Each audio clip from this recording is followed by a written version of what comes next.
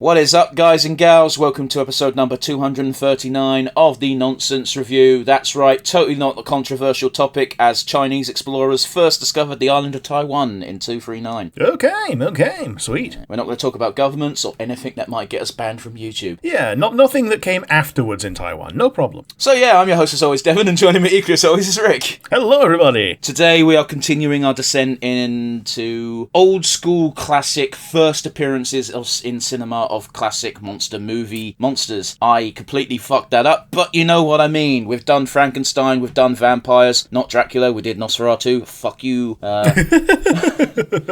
Fuck you, Bela Lugosi, I suppose. Yeah. But yes, today we are doing the very first ever appearance of The Mummy, as rather suitably in the film titled The Mummy from 1932. Not the Brendan Fraser one, and definitely not the Tom Cruise one. Yeah, we don't like to talk about the Dark Universe. Yep. The fucking balls of them. Yeah, they pulled out of that real quick. Oh, Jesus. But anyway, yes, originally released on the 22nd of December 1932, it is the third of the quote-unquote Universal monster movies, coming straight off the heels of Dracula and Frankenstein the year before. Wow, yeah, shit, that's my birthday. Oh, shit. Well, that's a coinky-dink, isn't it? Yeah. Just not that year, obviously. I should fucking hope not. Oh, Jesus. Rick is almost 90 years old. Rick is over 90 years old. He will not be attending the podcast today. Yeah. Yes, I'm infinity years old. Go fuck you all. And Rick pointed this out before we actually started recording, but it sees the return of Boris Karloff to the podcast as he stars as the mummy himself, Imhotep. Yes, Imhotep. Unlike the prior two films that were directly inspired by novels, this one was a bit of a weird one. It was actually inspired by the opening of Tutankhamun's tomb and the Curse of the Pharaohs. For context, the Tutankhamun tomb was opened in 1922, 10 years earlier. Such an influential moment that we still have to get taught about it in fucking history classes 100 years later. Yeah, and the reason we don't have any mummies left is because nobles ate them all. It wasn't just that, we also made paint out of them. Yeah, Mummy Brown. Which I think is the weirder part. Like, here's these ancient dead people. What do we do with them? We're going to make paint, are we? We're going to grind them up and make paint. It's not that much worse, or not worse. It's not that much weirder than boiling a bunch of beetles to make red. I think it is. I don't think you should use a human body this way. No. I think, yeah, it speaks to old sensibilities that they didn't treat human bodies as human. I've also got to be honest with you. I don't think you should boil beetles to make red either. No. What do they call it? Cochineal. I know you used to need a lot of piss to make purple. Yeah. It's no joke. It's what Newcastle used to be known for. They were like a big exporter of piss. Okay, I didn't know this. I only know purple is the thing that those snails made. Might not be purple. It might be a different colour. But there used to be a colour, and it wasn't for paint. It was specifically for linen. Sure. Okay. But anyway, I digress. That's nothing to do with the Curse of the Pharaohs. The Curse of the Pharaohs is, of course, bullshit. It was a sensationalized headline to make, sell newspapers. I think the first person who died after opening the Tutankhamun tomb was like 5 years after the fact, and it's like, cool, that's a fucking slow acting curse. Yeah, it was. I think it was blamed on black mold or something. Possibly. The story I got told, which used to haunt my fucking nightmares because a teacher told us this as if it was a fact, and it wasn't. It was bollocks. Was that? And bear in mind, I was like 8, so you trust teachers when you're a child. Why would they lie to me? And it wasn't so much lying, so much as they believed some bollocks and decided to teach it to us. Which is the first person who opened up the tomb. As soon as they opened up the tomb, a mosquito swooped in from nowhere and bit them on the cheek, and that's what killed them 2 weeks later. Oh boy. Yeah, I know. Let that sink in. What's it want now? Yeah. Thank you. But yes, it partially inspired by the sensationalism around Tutankhamun's tomb. It's also a let me get this right here. The writer Nina Wilcox Putnam wrote something inspired by the short story The Ring of Thoth, and that's what the screenplay is effectively based off of. So it's not based on an existing play or an existing story. It was pretty much written from scratch based on the fact that, oh shit, get hype, Egypt. Yeah. The Scroll of Thoth is not real, obviously. It's based on the Book of the Dead. Yeah, probably based on the Book of the Dead. Yeah, which I don't know if you've ever seen the picture of that all sprayed out. It's a very iconic thing to look at. I've not seen it.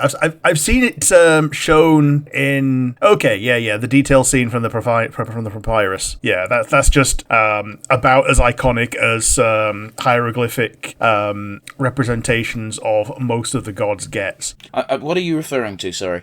There's the one where Anubis has got the heart and the feather. Yeah, but what do you say? What do you mean you've seen? Like, that's the one Book of the Dead scene that I've seen. Oh, okay. What I meant was like it's displayed in a museum and all the pages are next to each other and it's like a mile long. Okay. Yeah, because that's apparently the most efficient way to display a book. Well, it was a scroll, so they had to pull it out, didn't they?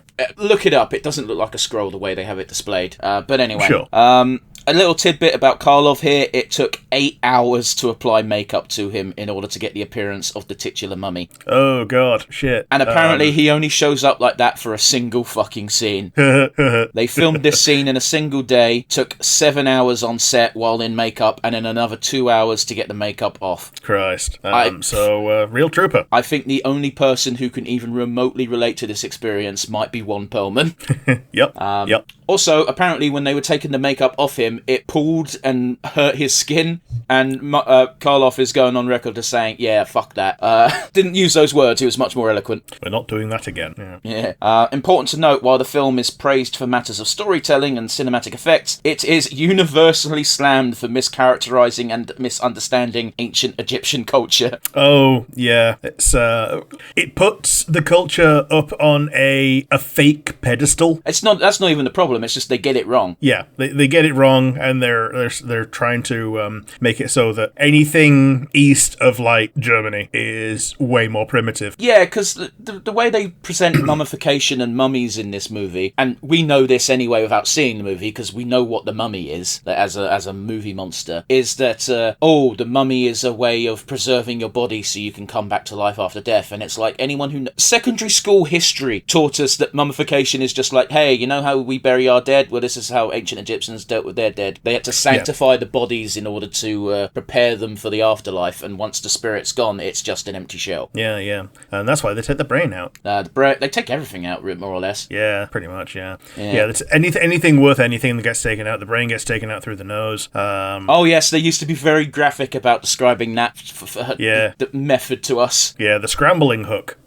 The final interesting tidbit I have related to the movies is, despite having several sequels, that's only what it looks like at a glance. Officially, none of them are actually sequels to this movie. The Mummy's Hand in 1940 is effectively a reboot, and all of the sequels after that are sequels to The Mummy's Hand, not The Mummy. Okay. Although it's universally agreed that The Mummy from 1999, starring Brendan Fraser, is another reboot of the original Mummy and not The Mummy's Hand, despite the fact it shares most of the plot beats from The Mummy's Hand. Yeah, and then, the Tom Cruise one.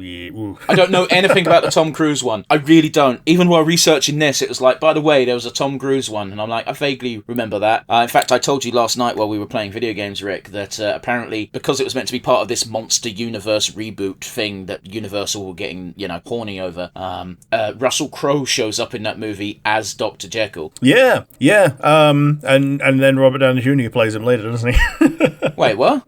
Wasn't it? Didn't he say that Robert Downey Jr. plays Dr. Jekyll, or was going to play Dr. Jekyll? No. I told you that this was actually a podcast news segment where Johnny Depp was cast as Mr. Hyde, but that's the only news we got, and it's very weird to be cast as just Mr. Hyde. Yeah, okay, fair enough. Johnny Depp, not RDJ. Okay. Yeah, arguably a more controversial actor. Yeah.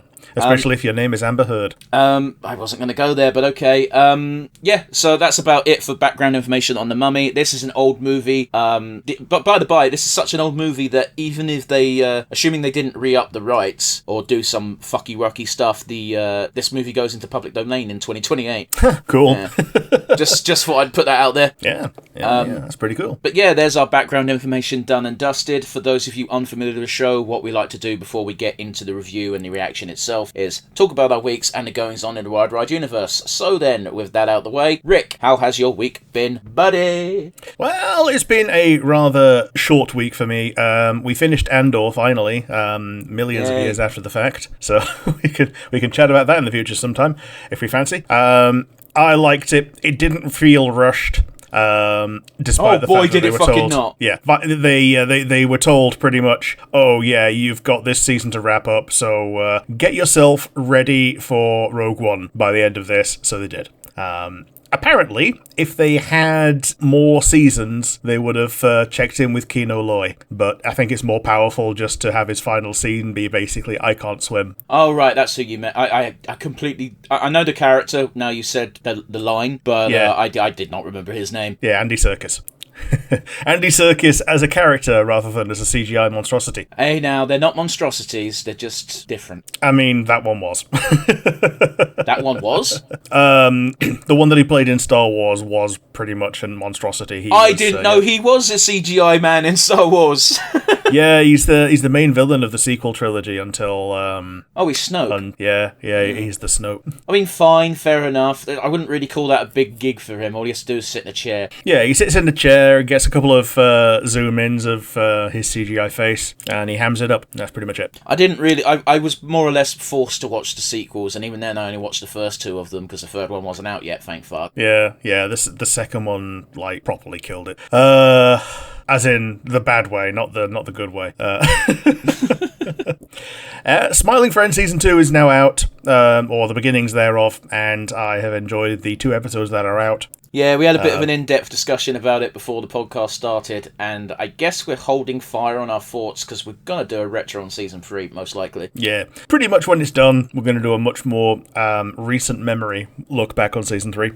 But yes, I've been generally enjoying it so far, and... that's kind of a transition to the wide world in that Legends ZA is apparently disappointing, which is a shame because I was really looking forward to it. It was on your hype list. It was on my hype list. I'm still probably going to buy it because I love Kalos. I love the Legends format. Just I might, dial it back a bit and get the regular Switch version rather than buying a whole ass Switch 2 for this game. It's available on the regular Switch? It is. And you can pay the difference in price to get the upgrade pack if you buy it on one and then want to play it on the other. This is a scummy as fuck tactic, and I don't like it. It is, yeah. Now, the reason why... most games... Go on, sorry. For most games, there is an upgrade pack. For some of them, the upgrade pack is free. The one for Pokemon Gen 9 was definitely free, because they're just admitting, we know it was crap on the previous Gen console, where this is how we imagined it meant to be played, and shock horror, all of the performance issues go away. And I don't even think the performance issues were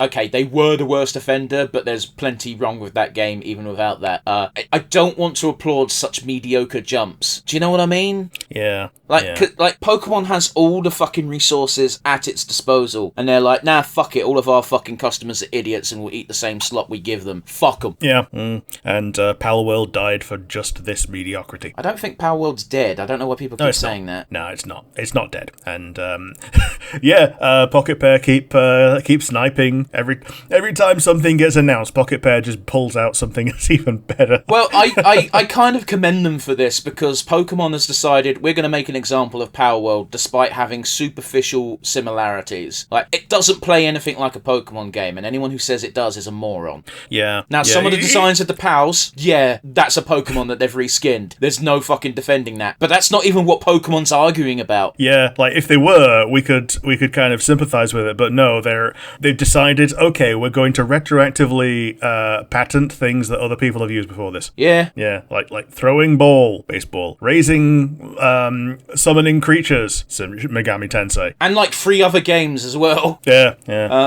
It's one of those, I don't like Nintendo at the moment. They're in my shit list. I haven't given them any money in ages. Partly because, Nintendo have been shit for a while. There's been nothing for me on Nintendo consoles. console. And now the new Nintendo Switch is out, and it's like, cool, here's the price tag, fuck off. Oh, by the way, new game's gonna cost this much. Cool, fuck off. Do you want to upgrade your old games? Give us more money. Fuck off. Yeah. I appreciate, though, that you can just buy the old version, have it on your Switch, and have the new version also on your Switch, and basically trade between yourself. You shouldn't need to do that. You shouldn't need to, no. But I'm appreciative I have this feature, which shouldn't be a feature because it should just be a thing you should be able to do. Great fucking argument, Rick. And this isn't me having a go at you. It's me having a go at all the Nintendo fanboys who insist that everything Nintendo pumps out is a gift from God. Yeah, gilded turds.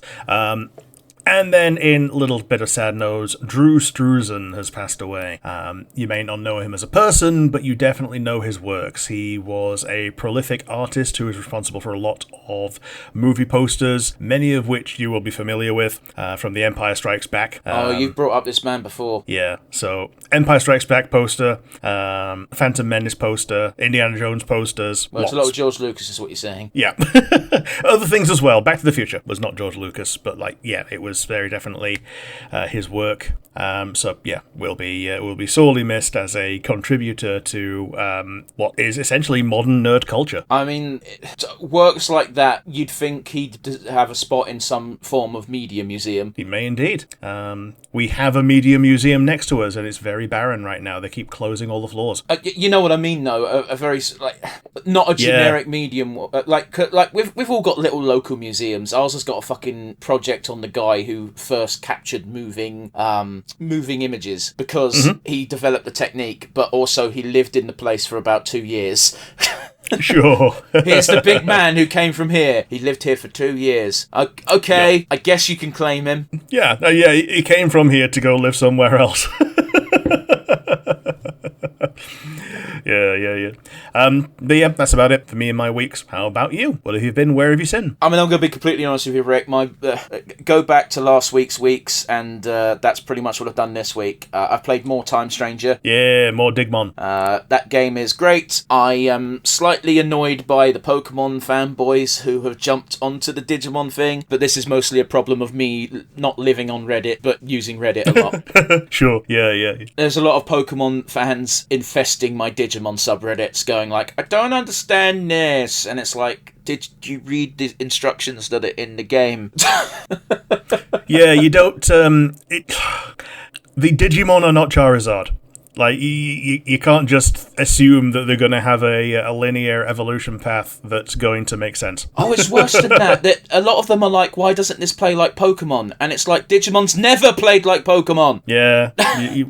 In typical Digimon, you have one Digimon. In modern Digimon, you have many Digimon, but even still. Yeah, it depends on the game you play, absolutely. But in general, yeah, for gameplay reasons, in these big RPGs, you get to have a team of Digimon instead of just one. Yeah. But anyway, I digress. A lot of Pokemon's fans need to have it explained to them in like, I don't understand how this animal evolves into a person, and it's like, okay, Digimon are always people even when they look like animals. You need to understand this. They have cultures and cities and villages. They're not just little dudes that say their names all the time and live to be domesticated. Which means it's okay for me to fuck Renamon. Yeah, you can consent. It's always what it boils down to is which Digimon is okay and isn't okay to fuck. You can fuck all of them. They're people. Some of them just look a bit... Yeah. Some of them are turd. Literal turd. Yeah. Sometimes pink turd because they feel the need to make it look like not organic soft serve. But yeah, there are no pink turds. There's no brown turds either. You get yellow, and some of them are metal. Oh, metal turd. Yeah. And the metal ones used to be really good because they'd give you an experience boost in battle. Yeah, metal poo. Yeah. It's like, how come your team has got 3 metal poos in it? And it's like, listen, it literally times my XP by 12. Sure. If I'm farming, I've got 3 platinum Sukamons. Actually, it might be Numamons, but either way, the point still stands. Yeah. But yeah, Digimon continues to be fun. I'm in a weird place where I finally unlocked Mega Digivolutions, which is great. I'm rocking my Mega team. I've got my Shine Greymon, I've got my Black War Greymon, and I've got my Rosemon because, yes, I have to have her. Sure. Yeah, sweet. And something the game's doing, which on the one hand I appreciate, on the other hand, boy, can some people have some suboptimal experiences if they skip side quests. Fair enough. So at this point in the game, almost every single main quest I'm doing has things that happened in side quests that I did way earlier on in the game, but they're side quests and you can skip those. Okay, so yeah. If you didn't do those, you're going to be confused as fuck. Yeah, I'm assuming so, yeah. But on the other hand, it's a video game, and what person who plays video games that you know, Rick, ever skips side shit? It depends how much of it there is. Okay, but who skips side shit when it actively gives you an experience resource that's limited? Yeah, when it's limited experience that you want before deadlines in the game, and that you get story from instead of just like little like text nuggets. Yeah, you get story from the one thing the game does poorly is it says that don't worry about side quests, you will always be able to complete them. But I don't know how that's true. Obviously, I did them as soon as they show up because that's how I play RPGs. But Sure. I don't know how you can complete this when you're at this point and that person's fighting that person. Yeah, fair enough. So yeah, it continues to be intriguing to me from an outside looking in, despite the fact that I know a little bit about Digimon. How welcoming is it to someone who's not played the original two Cyber Sleuths? If you played the original Cyber Sleuth, one person has got a surname that's the same as another character from the Cyber Sleuth game. Okay, That's it. yeah, fair enough. I was explaining to a mutual friend of ours who we played Dark Souls with yesterday, just to remove any doubt for you, and he said, man, I really want to play a new RPG, I'm thinking of doing Digimon. Do I need to do any homework? And I'm like, I think if you know Digimon, you'll have more fun, but if you don't know fuck all about Digimon, it's just an RPG that's good. Yeah, because the new Digimon anime series is coming out soon as well, isn't it? There's always a new Digimon anime series, it's why I don't talk about them. Yeah, there is, yeah. It's something that I don't care about the anime side of things. I've basically not cared since Season 3. So, Season 3 was the last one I watched. Season 4 took ages to come out in Britain, and by that point, I lost interest. Valid. Might be the exact same reason why I stopped at Season 3. Yeah. I've seen like one episode since then, and it was the introduction of Lucimon. And the one we did for the podcast. Oh, yes. Oh, yeah, technically I've seen like the second episode of that as well, because that's when frickin' Omnimon comes in. Listen, if you got Omnimon, show him. Yeah, but they show him in episode 2. Yeah. We had to wait until the movie for that back in the day. And we did. Omnimon debuted after Anacondamon. Let that sink in. Yeah. So in the actual original Digimon movie was my first exposure to seasons 1 and 2, because they were only showing season 3 at the time. I'm like, oh man, Digimon's cool. Let's have a look at this thing. And I got the movie for like £5 from like HMV or whatever. And I was like, oh cool, it's Rapidmon. Wait. See, this is weird because I got the movie for free in a cereal box. That is weird. And I remember it so vividly because the disc was a rectangle. Yeah, fucking weird shaped DVDs because they didn't have to use all the data space. So weird. And yeah, it would work because if it's spinning in a circle, it won't matter. But it blew my mind as a child. As long as it's a regular shape, yes. Like if it's a palm tree, it's gonna fuck it up a bit. But to my child brain, a rectangle was bad and was like, it's not going to work. How does this work? Mind blown.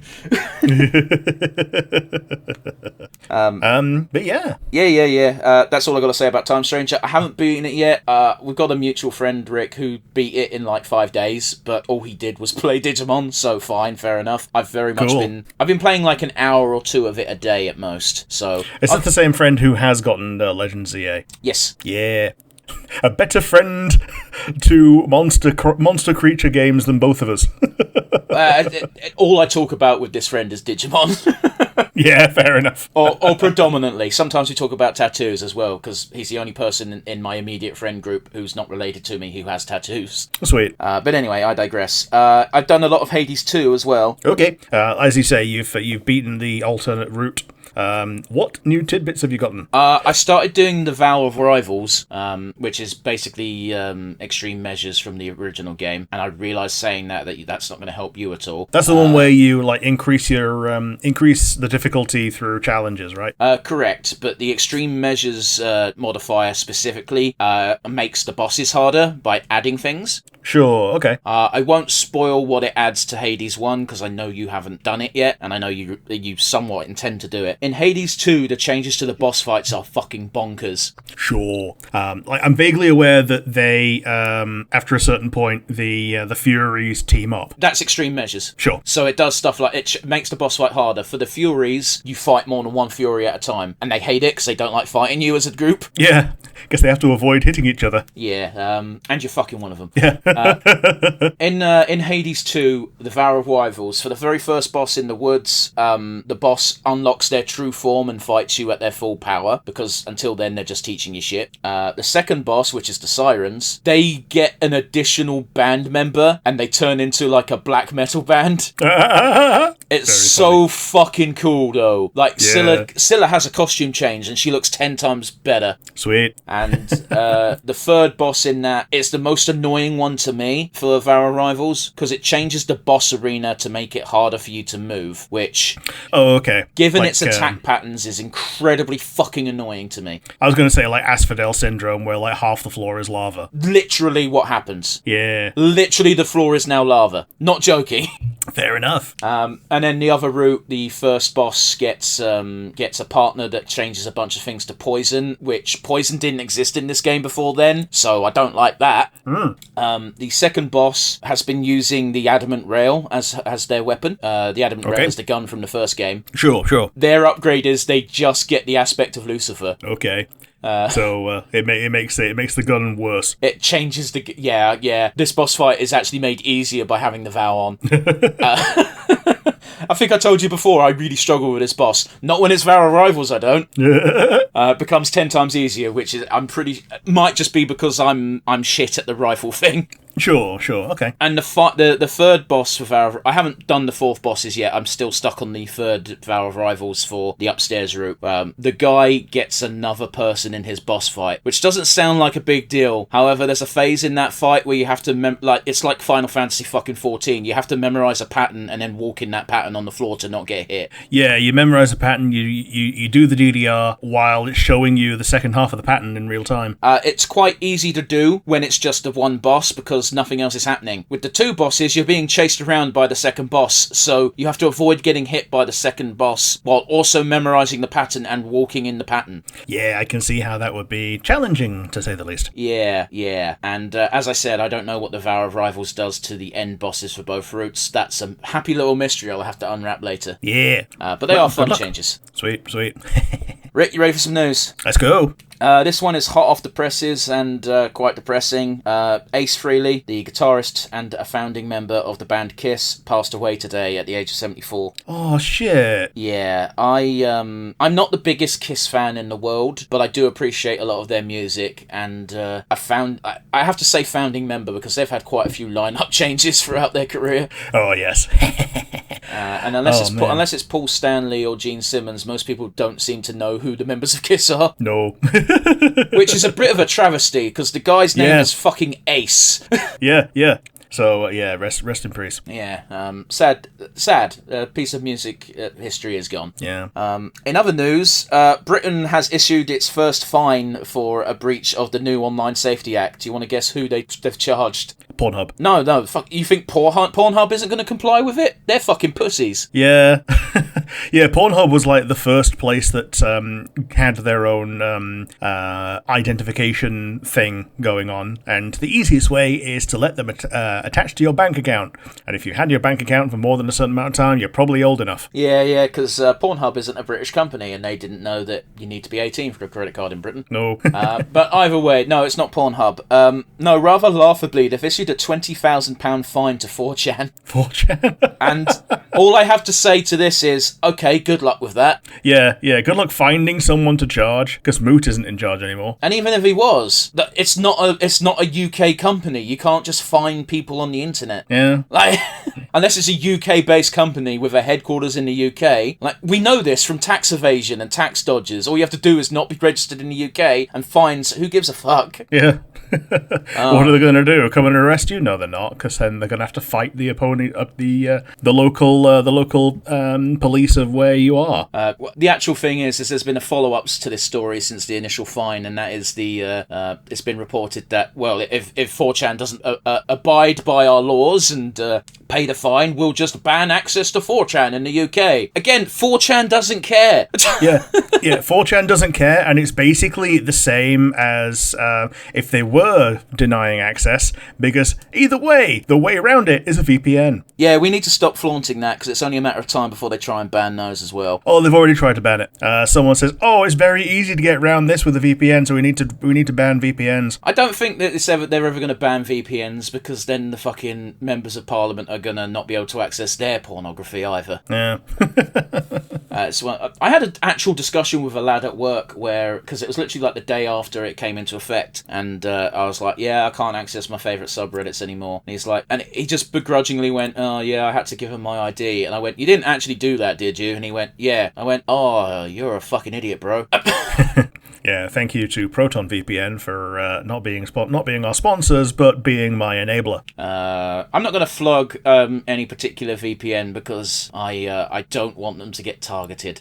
Nah, my one is free. You can log into it on one device at once, and how many pairs of eyes have I got? One, so that's good enough for me. Yeah, I mean, there's plenty of VPNs that sponsor YouTube videos. Like, it's very easy to find a VPN if you want one. I would not recommend Nord because the amount of times they advertise via sketchy YouTubers makes me suspicious. Yeah, and I'm not even going to bring the other ones up, but yes. Not only that, but like VPNs and Dollar Shave Club seem to be the go-to things for sponsoring videos. Dollar Shave Club is always the funniest because they're always advertising their ball razors. Yes. Which apparently are very good for legs. If you're a leg shaver. Yeah, no shit, because if they're good enough for your balls, they probably won't fuck your legs up. Yeah, if they're good enough for a wrinkly walnut, yeah, they're probably better for things that are smooth. And on that beautiful fucking mental image, Rick, in a weird spout of good news, fucking gargoyles are coming to Lorcana. Oh, sweet! I've got to be honest with you, the only franchise I could think is that it was less likely to come to the card game would be like Tron or something. Yeah, I mean like the Owl House, probably not coming to Lorcana. Man, I would absolutely make a fucking Owl House deck based around any Owl House character except maybe Boscher. Yeah, God. Maybe Bartholomew as well. God, now I'm really mad that that's not a thing. Yeah, I mean it was my pick for you get a Kingdom Hearts world. Oh well, it's the Owl House, ain't it? And then you were like, oh shit, I'm changing my answer to Amphibia. I mean, I think the most telling thing is like even when Dana Terrace was on the outs of Disney, someone said, "What would you be cool with a Kingdom Hearts world based on the Owl House?" And her immediate response was, fuck yes." Yeah. Oh god, that would be the best. It ain't gonna happen. No. For many reasons, not chief of which being that I have no idea what fucking direction Kingdom Hearts 4 is going in, but it feels like they're going into OC worlds. Yeah. Oh shit, that's something I forgot. They announced the new Dissidia game, which is also in an OC world. It's in Japan. Is that why? Is that the case? I didn't really watch the trailer because I don't care about Dissidia.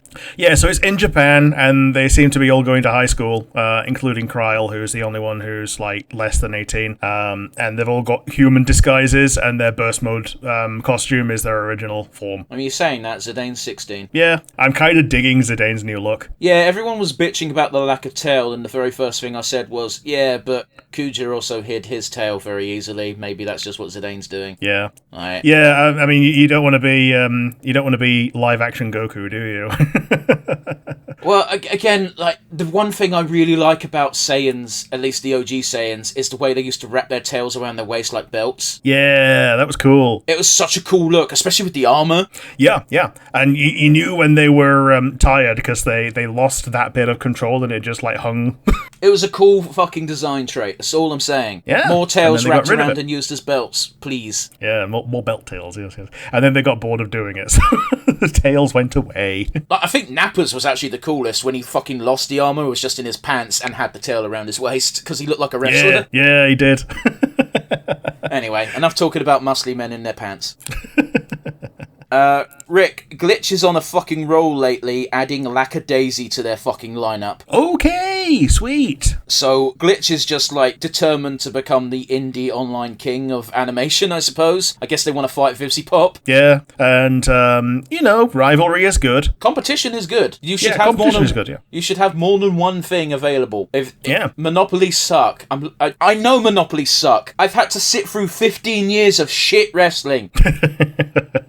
But yes, we like both Vivsy Pop and Glitch, so the fact that they're driving each other to be better is good. I'm also kind of taking the piss because Vivsy Pop is basically owned by Amazon now. Well, yeah. They're not owned by them, but they're funding their two biggest shows. Yeah. And, I think it's just a matter of time before Amazing Digital Circus vanishes from Netflix as well, which, that's obviously a Glitch side, but... I don't understand what fucking happened there, because 4th episode came out, and it's like, we're on Netflix now, and then they didn't update it from then. Yeah. It's still only 4 episodes on Netflix. Don't know why. Yeah, so weird. Unless they're they've given them 4 episodes as advertising, but that seems like a weird deal for Netflix to make. It is, isn't it? Anyway, gotta be honest with you, Rick, the ending of my news is kind of a downer. I've got 3 more stories and none of them are great. Okay, so we've already had one death. Okay, the other death is kind of a good one, but whatever. Humans Rights Watch, HRW, have refused Aziz Ansari's donation. That's weird. It's not weird though, is it? Aziz Ansari went to the Riyadh Comedy Fest in Saudi Arabia. Sorry, was it Saudi Arabia or Saudi Arabia? United Arab Emirates is a different type of rich person. Still arseholes, but he went to the comedy festival and apparently he immediately felt bad and realised that oh shit, my entire comedy shtick relies on the do-gooders and the woke people of the world, and now they won't see my comedy shows because I've done this. So I know I'll do what every rich and famous person does when they make a boo-boo. I'm going to make a huge charity donation to a charity. To which the charity organisation goes, this is blood money from the very country we're fighting against. No. Good on them for sticking to the guns on that, Like, not a lot of people have morals in the face of that amount of money. You don't get to be like, I feel bad now, here's a little bit of the money I made to a good cause. Too many people get away with that shit. Yeah. Like, we were speaking about Mr. Frog earlier. Even he did it. He did. Immediately shat on it as well, but whatever. Listen, I'm not a fan of Aziz Ansari anyway, not for any particular reason. He's in a lot of comedy shows that I just don't watch. Sure. Like, I watched pretty much all of Parks and Rec, and I like his character in that. And as far as I'm aware, he plays that character in everything. Oh, yeah. He plays a similar character in Scrubs, who starts out as a prodigy and very quickly falls behind. I didn't know he was even in Scrubs, and I watched that show. Yeah, it was when JD had the... he essentially was... the first time that JD was able to raise his own Padawans. I might have tapped out way before he joined the show then. Yeah, he liked the Aziz Ansari character and disliked the character that was dating Elliot. And when he was told, there's one person who's really not pulling their weight, he went, so the character that's dating Elliot, right? And Dr. Cock goes, no, and points at Aziz Ansari, who has basically gone from being a prodigy at the beginning to not having learned anything and his coasting on his initial performance. So they did that storyline like 5 fucking times then. Yeah. Because I remember that storyline, but the storyline was of a guy who didn't know how to wash his fucking hands and ended up killing like 5 people. Yeah. Anyway, I digress. Fuck anyone who went to that comedy festival. Fuck Tom Segura. Fuck Jim Jeffries. Fuck Bill Burr. All comedians I actually enjoyed and now I can't watch. Yeah. I feel the need to bring that up because the last time I brought up the list of people, it was people I already didn't care about. Yeah. Bill Burr's the one that's like, it stings the most because he seemed to be the one that was the most comfortable in not accepting blood money. No, it's more that he was always mocking and ripping the piss out of rich billionaire oligarchs, and now it's like, yeah, but I'll take their money and do comedy shows for them, and it's like, well, you can't do both. You can't have this be your shtick and also be paid by them, and also then double down and go, what, they're just regular people, and it's like, no, they're not. No. They kill people for fun. Yeah. Regular people don't have more digits in their bank account than fingers. It's not even the money thing. I mean, the money thing irks me anyway because it is ill-gotten gains and billionaires shouldn't exist. But it's the fact that you're just glossing over a bunch of human rights violations and being like, it's fine, they're just like everybody else. And it's like, I believe Saudi Arabia has unlawfully killed at least 300 people that we know of this year. Yeah, that's the ones that we know of. This year. Right, yeah. Like, Khashoggi is a little bit further in the past, but he's definitely the one that sticks in my mind because he was relatively well documented. Yeah. Fuck Saudi Arabia. I'll say it. Rick won't. Yeah. No, I won't. I am a cow. Rick might go there one day. Anyway, in other news, Rick, Ian Watkins, the lead singer of the Lost Prophets and noted horrible, disgusting, disturbing individual, I will not repeat his crimes, but they are well documented and known, has died in prison. Cool. The reason why I bring this up is I'm not one to celebrate vigilante justice. I'm not one to say that people should be murdered in prison when they're paying for their crimes. I just want to bring this up because, my God, I'm surprised the prison system was able to keep him safe for this fucking long. Yeah. Well, we can listen to Lost Prophets again now. No, we can't. No. Yeah, Christ. Like, a big apology to his bandmates who were not involved in his crimes, but unfortunately, your music is tainted. Yeah. I was never a fan of the Lost Prophets. I didn't really know about them until that happened. Yeah, it was part of my my butt rock repertoire. Well then, I do remember when we went to hang out up north, one of your friends mentioned a music video that was quite disturbing of theirs, and I was like, yes, that is fucked I don't up remember after this. knowing. You might not have been part of the discussion. Maybe it was a discussion I had when you weren't around. It was in the morning. Yeah, I do go for poos quite often as well. You do. You shit often and long. Yeah, like 5 times a day. No, it was like, what's the most disturbing music video you can think of? And my answer was Danger, Danger, High Voltage, because it's not disturbing, but weird. And then he mentioned a Lost Prophets song where he was like, fucking, I'm not going to describe it, but apparently it was a bit on the nose when you know about the crimes. Oof. Yeah. Oof, indeed. So kudos to the prison system for managing to not have him be murdered for this amount of time. And I say that because, like, you and I, Rick, you remember the Yorkshire Ripper? Like, he got stabbed and attacked multiple times in prison. He did. But apparently this is the first time Ian Watkins has got, and apparently it was enough. Yep. Nothing else to say about that. Good riddance to bad rubbish. Yeah. We're not celebrating the murder. We are celebrating the end of a monster. Not even celebrating. Again, more just saying, like, my God, that prison earned their money. Yeah. like he's been in prison for a long time with no incidents. Like, incredible. Anyway, Rick, this is not a wrestling podcast. What's happened? There's a wrestler named Andrade who was recently fired by the WWE and then went straight to AEW. There are now legal issues because apparently Andrade has a 1-year no-compete clause. Okay. Yeah, you don't want to mess with those. That shouldn't be legal. It shouldn't be, but you don't want to mess with something like that. There's no way that's enforceable, Rick. If you have a 1-year no-compete clause, then cool, pay me for a year. Because that means he can't work for a year, Rick.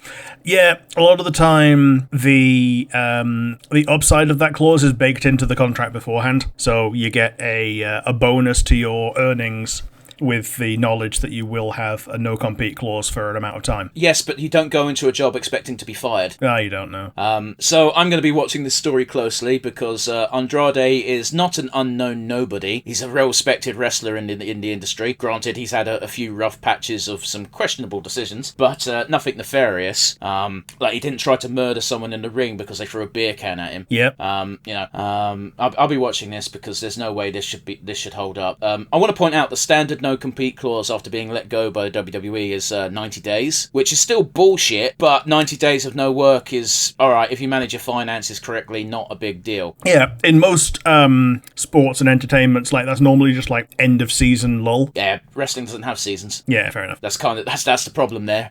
that's a trap a lot of people fall into, is that they compare wrestling to sports, and it's not a sport, it's entertainment. I'm not saying the people involved in wrestling are not physically fit and unable to do athletics and whatnot. They clearly are. I just mean that, like, as you point out, Rick, if you watch any sport, there's a season length. If you watch football, it's like September to May. Sure. Yeah, fair enough. Oh, what's a rugby season like, Rick? Yeah, it's like January to September. Yeah, so, that's 3 months, almost exactly 90 days. 3 months of the year where you're not actively competing. Mm-hmm. That's not accounting for the bullshit breaks you have to play international soccer. But yes, Rick, for the sake of me and for the audience, what are we doing today? And count us in. We're watching the 1932 The Mummy. 3, 2, 1, and go. Interesting to note as well that this is going to be the shortest movie we do this month, at about 90 minutes. And I got this copy of the movie for us from the Internet Archive. Thank you, Internet Archive. And it's described as Ultra HD, Rick. The Ultra HD The Mummy. Which, I don't know, I don't care how much restoration and effects you add to it. You can only do so much of a film this old.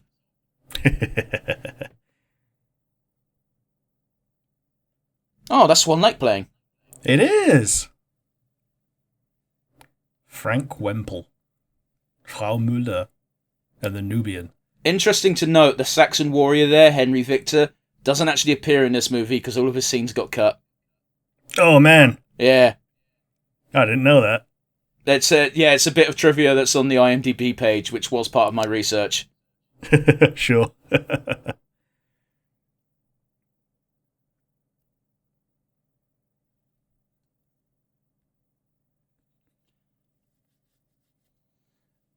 Oh, Amon-Ra, god of gods. Death is the doorway. Oh, mighty one. Rick, if you're gonna fucking read it, read all of it. You fuck it, that was an arsehole move. I was staying quiet for you to read it, and then you were like, nah, I'm gonna read the first sentence and the last one. Yep, the first one went away too quick for me to read, so... Oh, no, that's fine, that's understandable, but there was like 4 lines of text and you read 2. People watching along will know why I'm mad. People who are just listening to us bullshit. There was, again, literally just a flash screen of 4 fucking lines of dialogue. Rick started reading it, so I'm like, I'm going to shut up.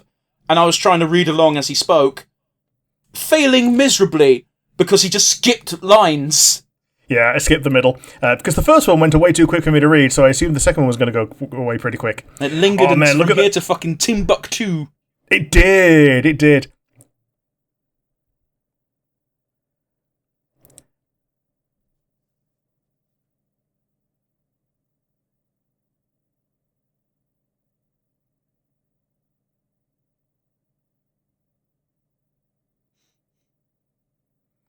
Ah, yes, medals from the museum.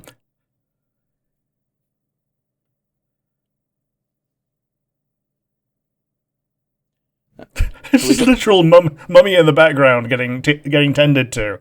So we've literally got the 2 schools of thought of archaeology here.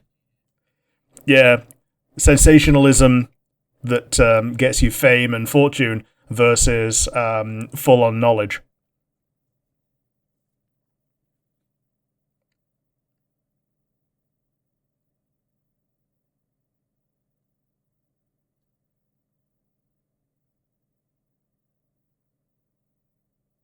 Oh, you can see his face. I was going to say, that's fucking Boris Karloff. It is.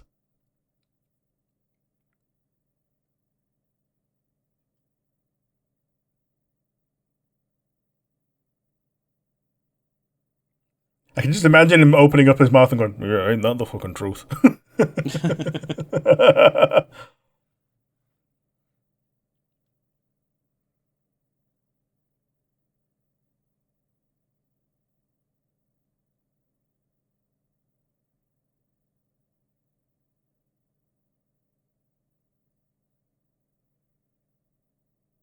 Let me tell you this right now as well. If you're getting executed for some kind of crime, you're not getting a mummification for your burial. No. I think they just wrapped him up and left him in here. But like after his execution by beetles. Execution by beetles? What? I think that might be a Brendan Fraserism.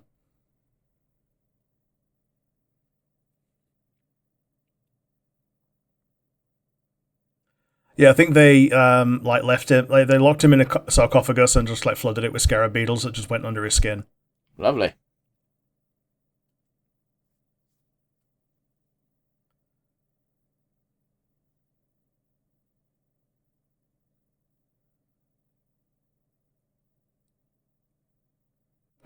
Ah, the black mold coming off of it, giving them all the mummy's curse. Considering it's in Egypt, it probably wouldn't be black mold. Yeah, fair enough. You know, black mold's a wet thing. I love as well how they had to say, look, it's gold, because we're in black and white and we can't tell as an audience.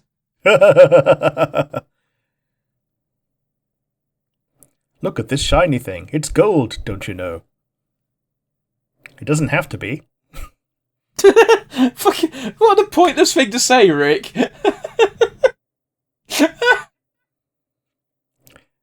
Oh, look at this new-looking box that they probably just picked up from the... That looks like my fucking storage unit for cards. Yeah.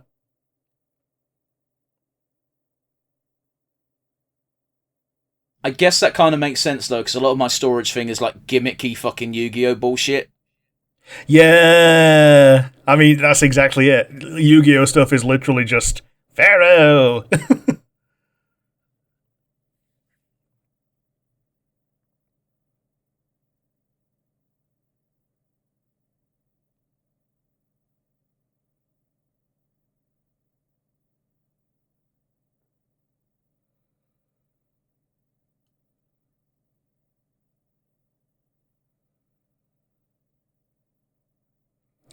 Nah, they fester.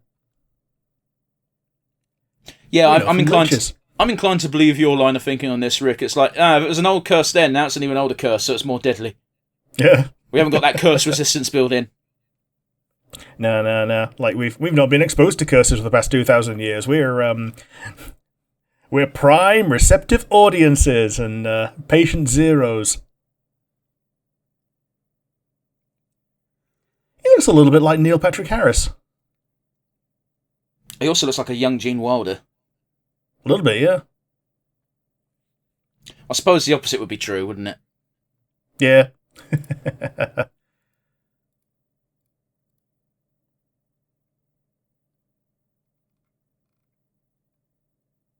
Why has he turned Scottish? I don't know. Looks like a chocolate bar. It does a bit, doesn't it? Do you remember gimmick chocolates when you were a kid? Are we thinking about Wonkalut? No, I'm thinking of like chocolate bars that they didn't really have the usual branding, but they'd be like wrapped up and look like a thing. So specifically, I'm thinking of like Yowies. Oh, Yowie power! They still sell Yowies in Australia, I believe. Yeah, I'm not surprised to hear that. Yeah. I'm going to assume it was an Australian invention in the first place with a name like Yowie. Yeah, because you wouldn't be able to bring something out with that name today, because everyone knows what it means. Wait, what is it? I'm not accidentally saying a slur, am I? No, it's the male version of Yuri. Oh, well, okay, but it was spelt with a W. Yeah, but it's pronounced the same. Yeah, okay, fair. I didn't even hear it, Rick. I didn't know what I was saying. Oh. So yeah, we've both consumed yaoi. I mean, I have the other type as well because, you know, I'm a man of culture. Yes. Did I tell you about the first time I ever saw yaoi and it was how accidental it was? Oh, wait, was that when you were at a con? No. Oh, well younger. I used to... This was back in the Bebo days of social networks. Yeah, shit. I was talking to a friend who I'm still friends with on Facebook, although I don't talk to them as much anymore. As in, at all. I'm friends with them on Facebook, which I don't use anymore, and I'm friends with them on PlayStation Network, which I haven't logged into for like a year. So let that fucking do the thing. Where we were talking about, like... Here's the thing, I didn't really play FF7 at that point in my life. I was more of an FF9 guy, obviously. And we were talking about Sephiroth and Cloud, and she shared a bunch of images of Sephiroth and Cloud in very compromising positions. You couldn't see anything. It was all tasteful like that shit. And they were like, yeah, I prefer the ones where Sephiroth is clearly the one on top. And me not knowing what the fuck was going on, I was like, yeah, Sephiroth feels like a top. Didn't know what I was saying. 9-year-old subconsciously confirming. I don't think I was 9. I think I was like 11. No, I had to have been early. I must have been 13. When was Bebo a thing? It was around the time that MySpace was already kind of losing steam. Yeah, so probably around when Facebook came in, so like 2004, 5. Yeah. 6, okay. 7. Yeah, so there you go, 12, 13. 14 at the highest. Oh, hello. Well, I'll just say it, that is a scary visual. It is, going from completely motionless to beginning breathing. But only after he's opened his eyes. I'm expecting good things from Karloff, because we know he's a good physical actor. Yeah. He's the monster actor. He was Andy Serkis before Andy Serkis. Yeah. Do you think Boris Karloff would have been like, oh my god, I wish I had CG back in my day? In retrospect, probably.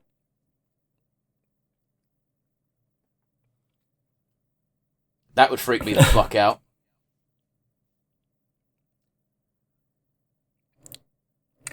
You've had the correct response to this. Yeah. I thought he was taking it remarkably well, and then the scream.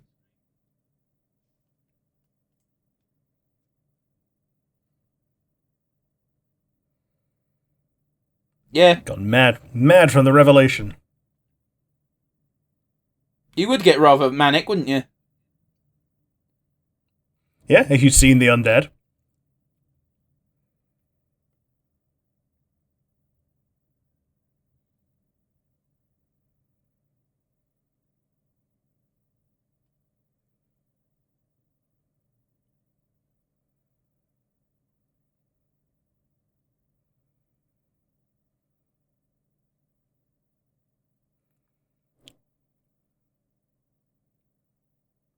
So not only has he gone, he's taken the scroll of Thoth. Yeah. Oh, okay, so 11 years have passed. Because it was 1921 before. Yeah, now they've brought it to the present day. Oh yeah, it would have been, wouldn't it? Isn't that a better way of showing it than just having a fucking mess? I mean, I know they did back in the day, it was a bit more difficult to just randomly put text on screen. But that's a way better way of doing it than just having a fucking piece of writing going, modern day. Yeah, and the American way of when you put the name of the city that you're in, and then comma, the country, by the way, because the Americans steal the name of everything. Yeah, so every time I've seen that, it's always like Springfield, Massachusetts, and I'm like, well, who's going to think it's Springfield, fucking Britain? Because I didn't realise that there was a fucking Paris in Ohio. Yeah. So yeah, that when they say London, England, they mean not one of the 15 Londons that they have somewhere else in the US. Or the one in Canada. Yeah. Oh yeah, London, Ontario. Man, I missed the word queer for meaning just weird. Yeah. It's such a cute word. And now That's most people queer, most people who say queer are like, nah, goddamn queers, and it's like horrible now.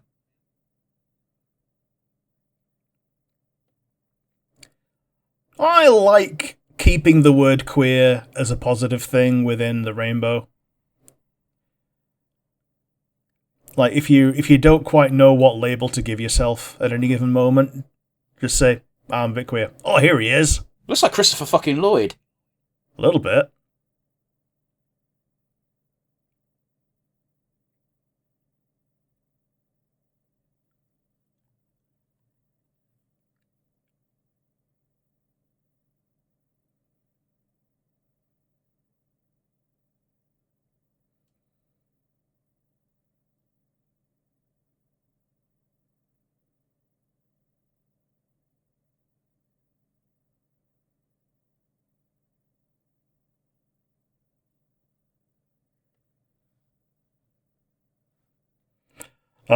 Nice way of legitimizing British pillaging. I think we're actively in disputes with both Egypt and Greece right now. Like the Greece one is undefendable on the British side. Cause didn't we just like? Yeah, we didn't we like stole an entire Parthenon, didn't we? No, it's worse than that. It's like specifically, I think they're called the marbles of some kind. They're not actually marbles, but it's called marble something. And Greece wants them back, and every fucking argument Britain's made is just pointless. It's just like, you don't have anywhere to display them. Here's the plinth we would use to display them if we had them.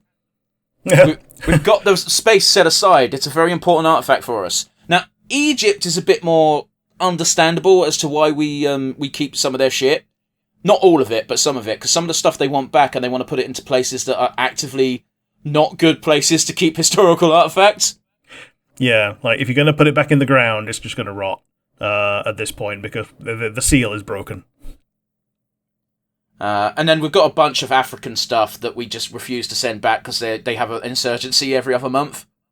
Yeah. And, like, yes, they deserve to have that stuff back because it is theirs. However, every single time there's a regime change, they take all of the gold and the jewels and they melt them down. Yeah. You know, it's not a nice thing to say, but it's just true. I'm not saying this about every African country. I'm specifically thinking of, like, the Congo and shit. Yeah, and the little ones.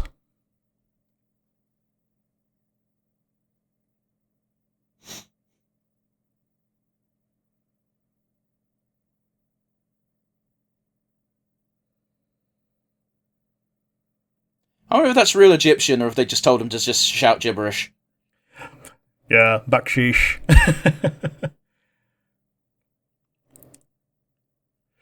Yeah, shout some random Egyptian sounding something or other.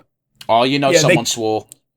Ah, yeah. So the Egyptians are not allowed to dig up their dead, but if they're told to by someone who's paying them, then apparently they can. Yeah.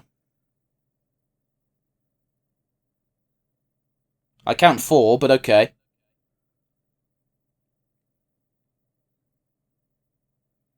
Apparently the 3 little ones in between are also jackals. Okay, fine. I'll allow it. 4 jackals and 3 puppies. Sir Joseph Wemple, how tragic. Yeah. I believe that is actually straight up just like Tutankhamun's sarcophagus that they used a picture of. Yeah.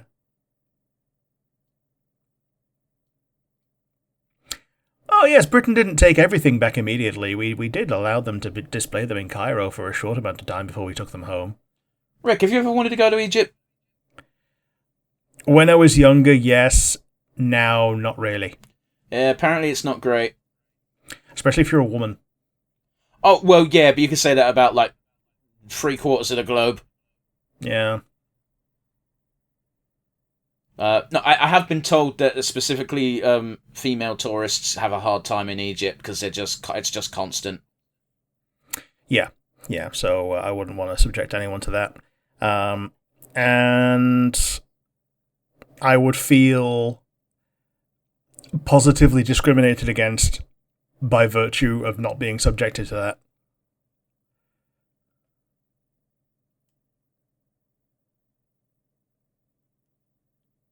The eyes, man, really take you out of it, don't they? They do a bit. Literally painted on.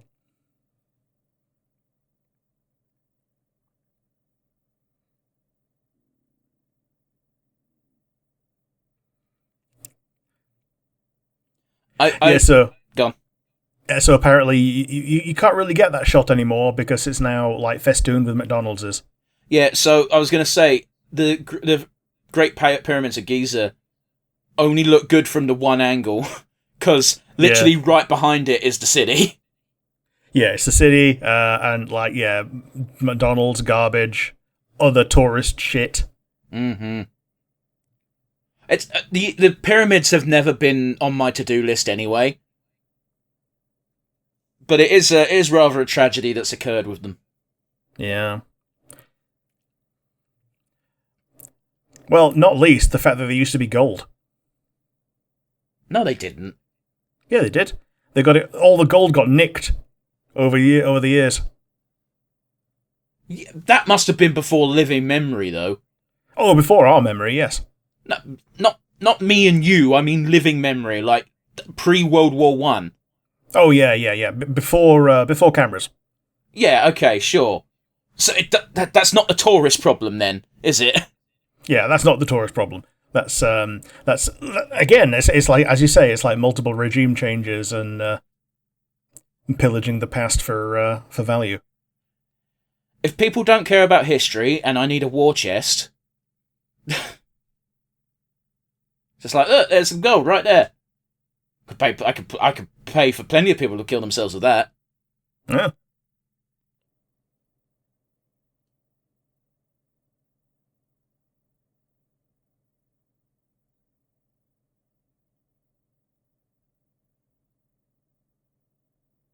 It's not racist at all.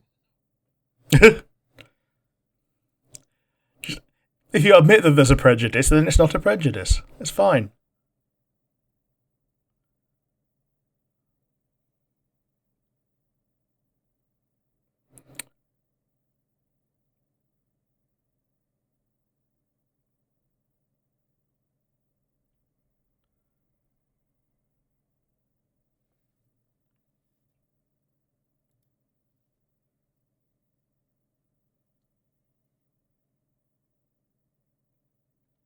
I like this guy. Mm. I can appreciate being like, hey, do you want to do this thing? It's like, no. It's an honesty that a lot of people lack nowadays. I think I like it when Aaron says, I've gotten really into saying I don't understand, because there's a great deal of maturity that you can show by not caring about the thing that you don't understand, and not trying to put on airs about being super arrogant about your brain power. So Nah. I understand where you're coming from, and by extension where Aaron's coming from on that.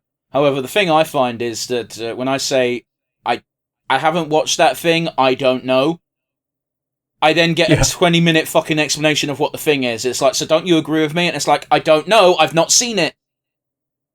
Yeah. As good as an explanation can be, it's no substitute for actually experiencing the thing. Like, I have no opinion on the thing. I've still not witnessed it. You're just telling me it's good, and I'm sure it is good, and I'm sure you like it. But no, I don't want to watch the trailers. Oh, is that the one that's basically just live action Among Us? Yeah. Yeah. Ask me how I know. Oh, yeah. So were you told about the one scene where the voiceover says traitors, and one of them just immediately snaps her head to the camera, and then everyone looks around later? No, I didn't get explained that scene to me. But when someone was like, "Oh, do you like the traitors?" I'm like, "I don't know what that is," and they explained the concept, and I said, "Oh, that sounds like Among Us." And then they went, "What?" And I went, "You know what? Don't worry about it." Yeah. So yeah, it's a mutually confusing thing, and yet immediately recognizable if you're in any way familiar with either of them. I mean, I've seen it on my Steam data. I played Among Us for 40 plus hours. Like, it is a fun game. I don't want to watch other people do it. Yeah. Man, I've not played Among Us in like 2 years. Well, yeah, because all of our friends didn't want to play anymore. Yeah. Like, I don't want to play the game with random people. I want to play with my friends. Yeah, so we can shout at each other in real time. It's great. Yeah, it's funny. You know what I'm like when I shout at people. Yeah. That one time I accused you of being the villain because I thought you were, and you got so angry you just go take a shit. I do remember saying, as my passing words, "I'm not the traitor, and you better hope you find the traitor, because I'm not helping, I'm going for a poo." And I went and I had an angry shit. I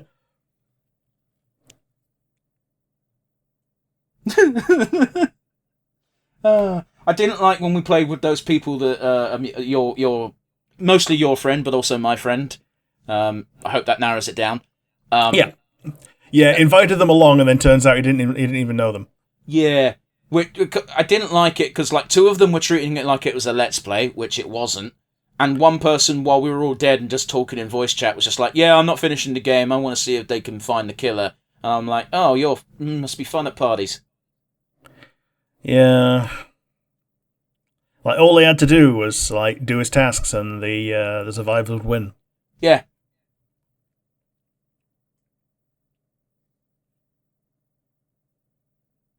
So how the fuck do you know it?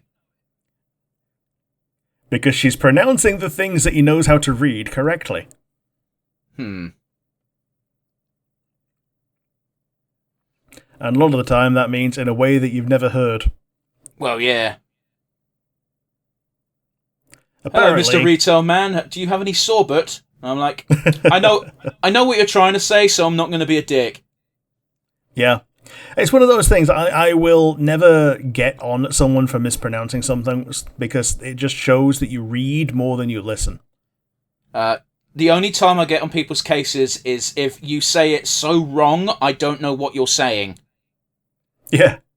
If I can't interpret what you're saying, then I will be like, I'm sorry, I don't know what you mean.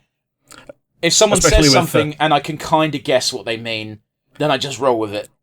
Especially if you have mental typos just in with that as well. I'm dreading the day, because one of the things I do to keep myself from not going insane at work is when I'm looking at products on the shelf, I will just read them as they're written as opposed to how you say them. And I'm convinced one day I'm going to say lasagne to someone in all seriousness and earnestness that I'm going to look like a fucking maroon. Something like that, yeah. Like Bauersein for that Boursin cheese. I've always called it Boyzone. Boyzone cheese. Yeah, because I find it funny. But yeah, I'm a dick like that. I'm like, yeah, that. Where's the lasagna? I know where the lasagne is. The lasagne.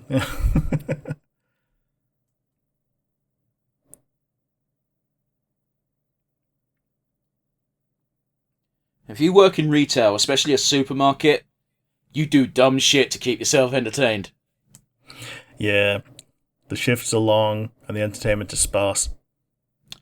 Our fucking supermarket chain recently decided that, no, we're not going to play music and have normal ads. We're going to pretend that playing our music and having normal ads is actually a real-life radio station. Oh, yeah, shit. Welcome to XYZ Radio. You're not a radio, this is just on the fucking tape. I know it's on tape. You play the same songs at the same time every night. Yeah. Yeah, it's the same loop every day. You are fooling no one. If you're lucky, it gets changed on the month. Oh, look, it's Spice Girls' I Wanna Be Your Lover at 7 o'clock on the dot again. I fucking hate this song. Yeah. Zigga zigga.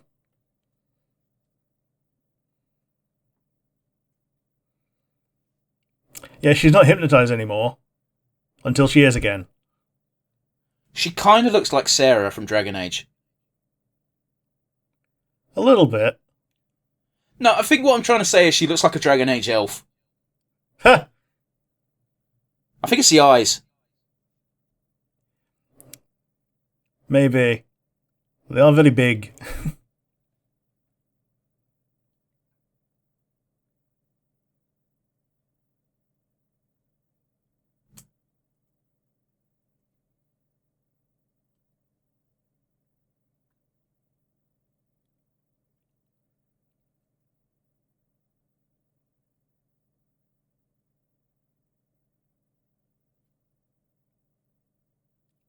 I didn't think I did, but now I do.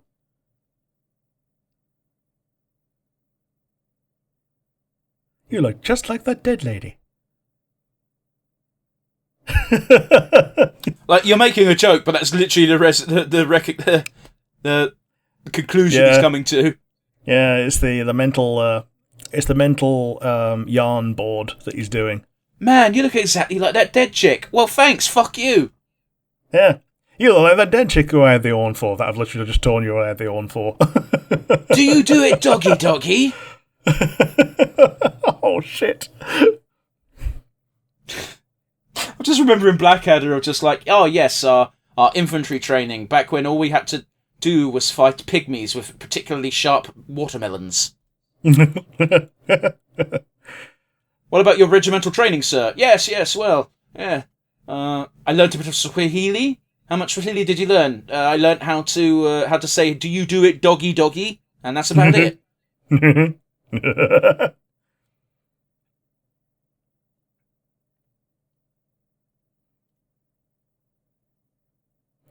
the thief killed him and didn't take it away from the guard.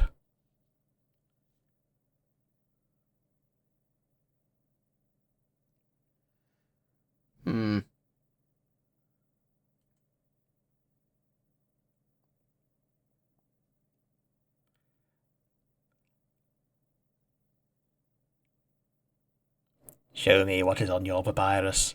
Yeah, that's the scene that I was talking about, the one with like multiple gods on it and weighing the heart against the feather. It's also the scene that we've seen like 10 fucking times already. Yeah. Who's your favourite Egyptian god, Rick?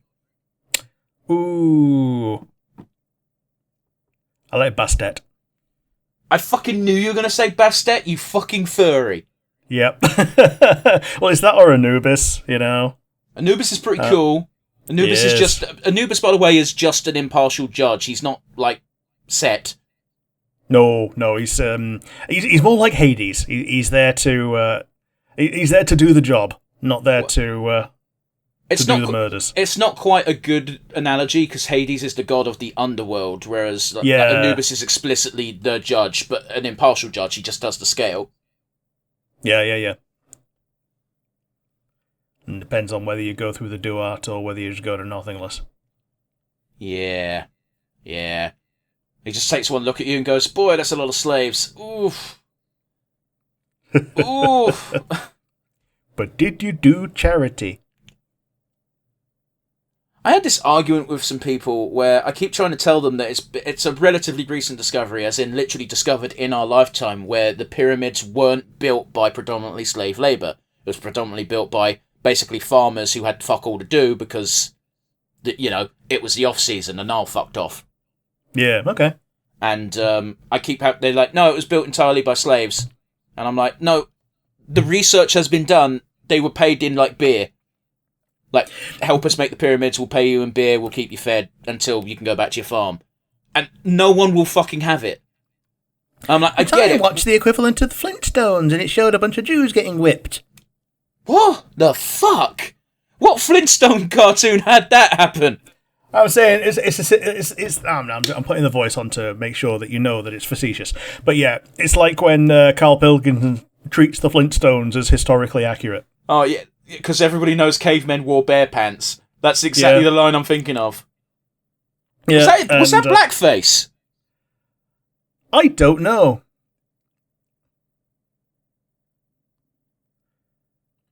It might be, because it might be before they started paying black actors.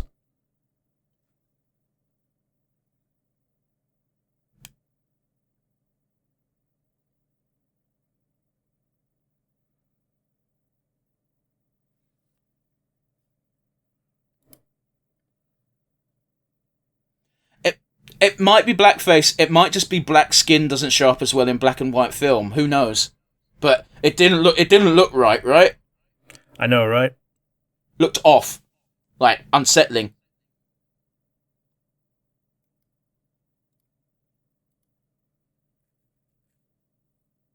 Imagine waking up to that, Rick. Yeah, especially when you've just been almost molested.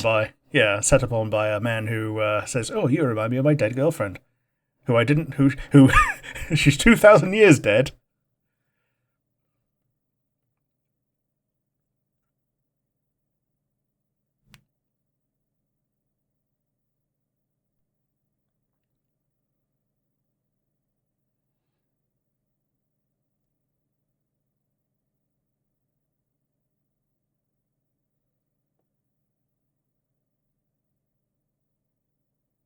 I feel absolutely awful because I'm just focusing on how her tits are practically out.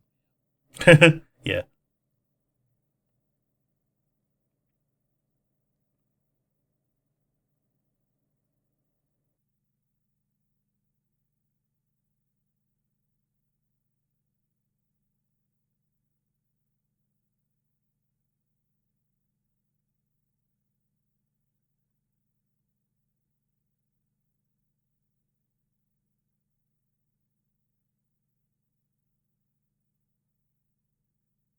I can tell by your distinct eyes and the way your nose is slightly curved.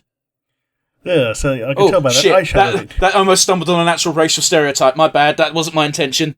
Yeah, I can tell by that eyeshadow that you instinctively wear. And you smell like cats. What a weird...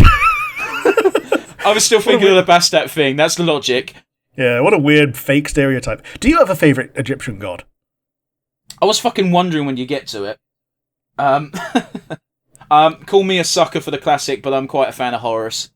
Yeah, good old owl. Well, it's got to be Horus or Ra, right? And I think Horus is slightly cooler. Winged Dragon of Ra. Ah, you forgot the name and I'm subscribing. Slifer, the executive producer. I don't understand why it's called that.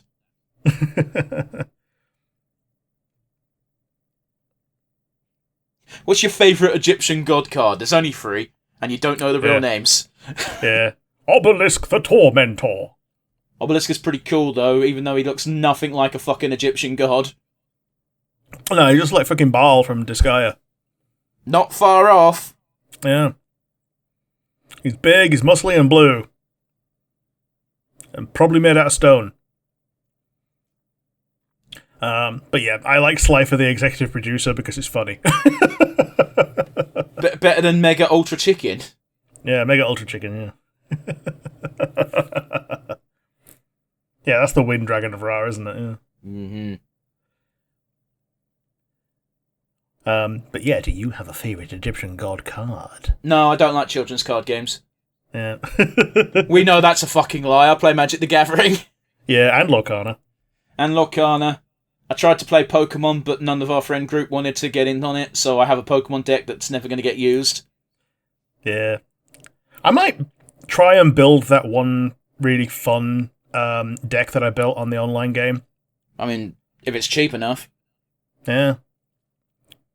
Yeah, it's electric and psychic. Damn.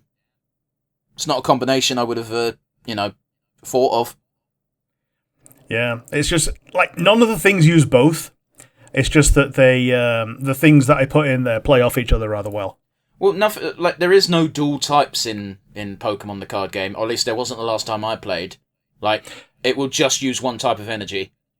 Yeah, closest thing is what they put down as dragon types tend to use like 3 different energy types, or sometimes 2. Okay, that's weird. And that's how they simulate dragons. So, like, I think Giratina is like psychic and grass for some reason. There's already a lack of logic. Why not go all in on it, I suppose? Yeah. And like the Prismatic Crown Eevee uses Fire, Water, Grass. Or Fire, Water, Electric, sorry, because those are the 3 original evolutions. What an annoying fucking system that they're deciding to arbitrarily make for only some cards. Yeah. Back when I played proper fucking Pokemon, all of my decks were monocolour anyway. Yeah, it's the easiest way to do it. Like, for real. I don't have to care what energy I draw, they all do the same thing. It's a Blastoise deck. I get a bunch of water in my hand. I put a bunch of water on the table. That's what Blastoise does.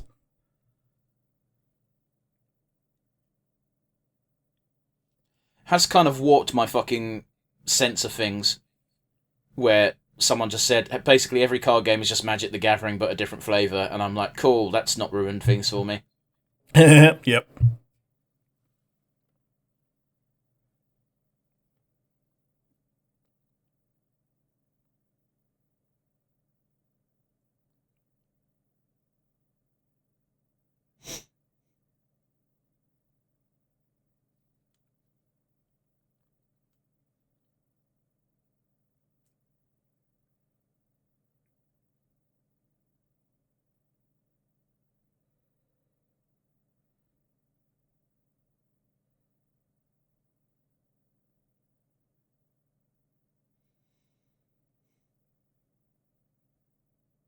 Okay, so they are meant to be a black person. They are, yeah. Apparently his name is Noble Johnson. Fuck off. And, yeah... I've got the biggest and proudest dick. He lived to 1978. Damn.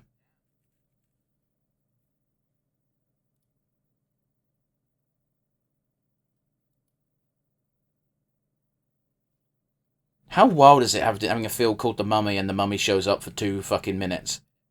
Yeah, and then for the rest of the show, he's a bloke.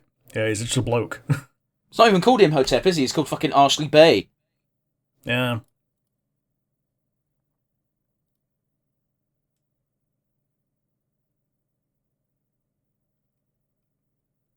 You fucked up. What the fuck is this now?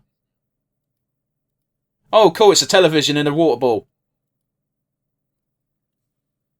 Yeah.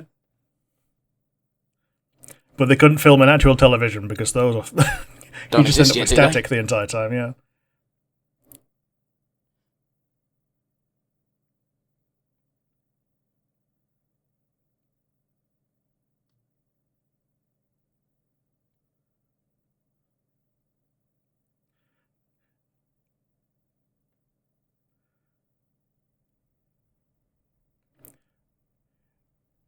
Man, you can really tell where Mumra got all of his spells from.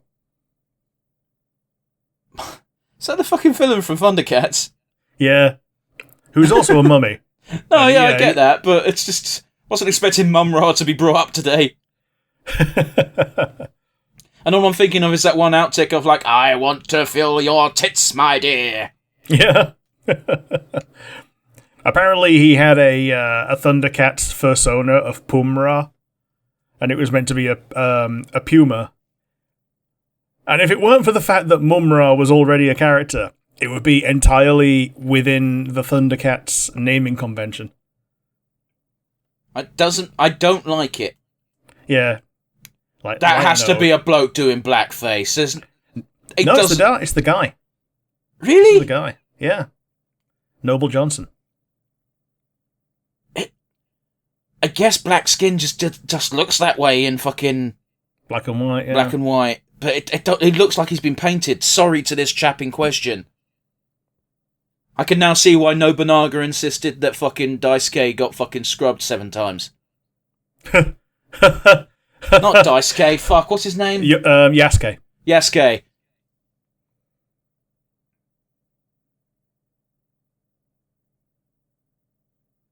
There's actually some good subterfuge on the mummy's part. Yeah, even though he was dead before that. Well, yeah, but all they've seen is that the scroll's all burned up. But it's not the scroll, it's just random paper. Yeah, the scene that a scroll is burned up, and the scene that the guy is dead.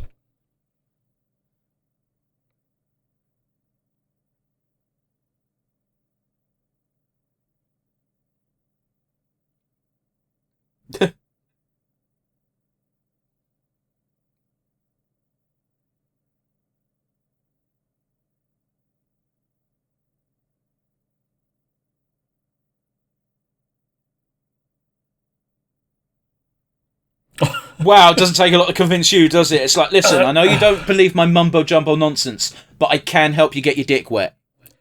Also, like, he was on top of her, so her not being attracted to him would have been a bit of a problem. This was 1932. Yeah.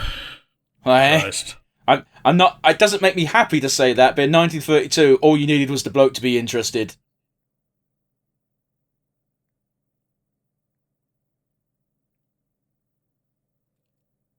History lesson for folks who need it.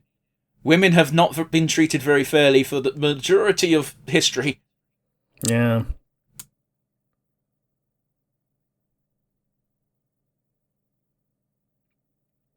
Oh yeah, old phones. Man, she's a terrible actress. I think she's playing up that she's currently possessed right now. Okay. Because sometimes she behaves like that, and sometimes she's a bit more animated. But it's the voice. It wasn't so much her physical acting, so much as the way she was speaking. Yeah, she does speak a bit like the announcer from Boo Bar. Don't know what that is. Okay, so ITV tried to make a copy of Teletubbies, and they had these really cursed-looking... I'm just saying, what a terrible idea from the get-go. Yeah. Cursed-looking creatures, you say? Yeah, cursed-looking creatures. They just look like fat raindrops with heads. And the announcer was just like perpetually bored. How do you spell boobars? Boohbah. So exactly as you think they to be spelled. Yeah, but with H's in there. I assume there would be a... What the fuck? I know, right? And when their heads pop out, they zoom in on the face. Oh no! Someone's got a toy of one with its head popped out, and it looks like someone's just popped the foreskin down. It does, right? Yeah, their eyes go left, then right, and then fixes on you, the viewer. Jesus Look at Christ! this photo. I just looked up from my phone, and that was terrifying. Boris, from like however long ago you were passed away from. That's how long it took you to get me, but you got me.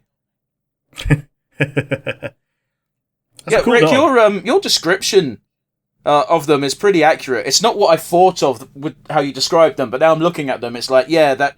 Yeah, it's a cursed fat raindrop with a retractable head. Terrible design.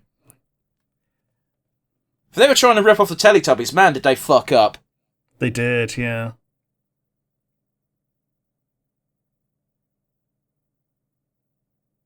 From my head to my heart, come in. Is that what that means? I don't know. That's the things he poked, though.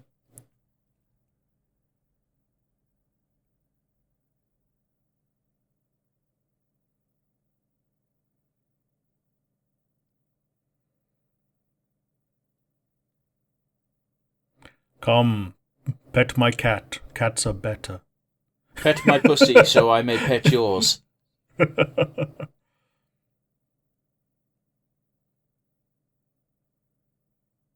If you visited someone's house and this was their bedroom, what's your gut reaction? I have come to the home of a villain. I mean, you're not wrong. Yeah, it's a bit especially when he's making bedroom eyes on her around a pool. You got a pool in your bedroom, cool. It's for scrying. Oh, it's a real thing. Cool, neat.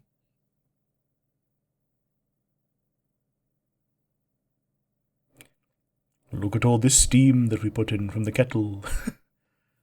That's probably just dry ice, isn't it? Yeah, they probably did have dry ice back then, yeah. With it going specifically in that sort of look and appearance, it has to be dry ice and not just steam. Yeah. Yeah, because dry ice is frozen carbon dioxide, isn't it? So it will always be denser than the rest of air.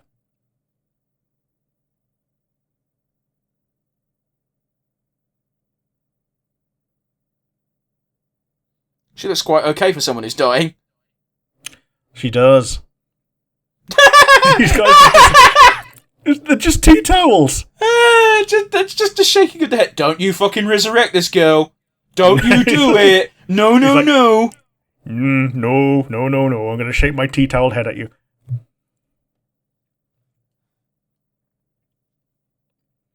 We couldn't afford bison, so here are cows. I mean, this is in ancient Egypt. They wouldn't have had bison.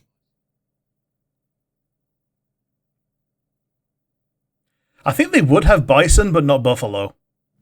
I think that was just a weird-looking dude, because these black guys look normal. Yeah. I'm very, again, sorry to Noble Dick. What's his name? Noble Johnson. Noble Johnson, sorry. Twice, I'm sorry. But you look weird.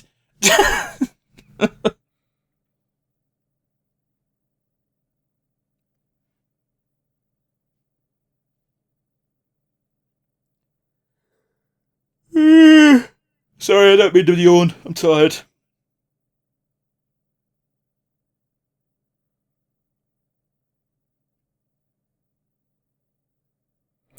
Yeah, take the bed away.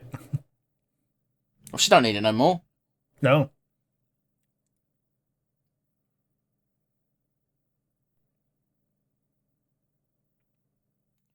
Finally, High Priest Seto Kaiba was left alone with the corpse. Oh, Christ. Look at this trap.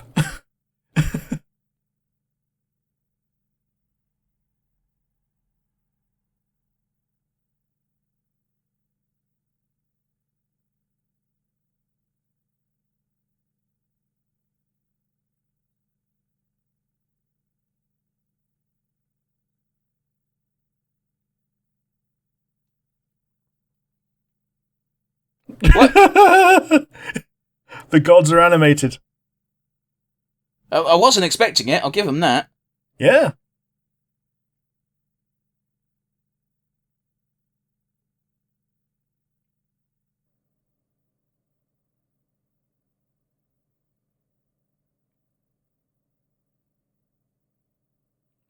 I was casting cleric spells. Technically, it's necromancy. Yeah. Well, it was Which a high then if- priest. I think the real Imhotep was a high priest. I think here he's just a priest. Sure. The real Imhotep didn't go for any of this bullshit, by the way. Obviously. But like, Imhotep wasn't a reviled figure or anything. He didn't do anything wrong. Historically. Yeah.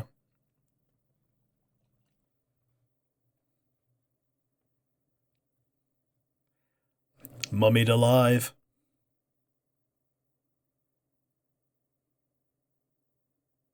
Well, it's weird, isn't it? Because they're just wrapping him up in bandages. They're not doing any of the other mummification bullshit. Yeah, like they even said at the beginning that he's not had his organs removed like a normal mummy should.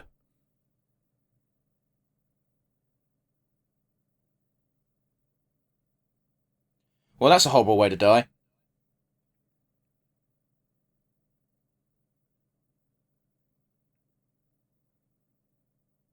Wait, so how come his face was exposed then when they got him in the sarcophagus in the first time? I think some of his bandages rotted over time. But only the ones on his face? Yeah, conveniently the ones on his face so you could see the actor. Hmm.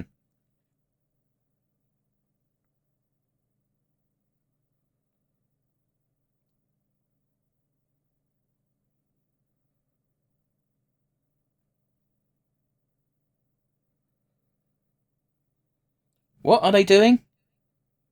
They're desecrating... Cutting his fucking beard off. Yeah, desecrating the standard mummy tomb so that it's not Tutankhamun and that it's like a nondescript mummy. But again, why would they bother with the sarcophagus bullshit if they were just burying him alive? Put him in the hole. But you know what I mean, though? Because, like, the mummification didn't always have a sarcophagus. That was reserved for, like, pharaohs and proper important people. Yeah.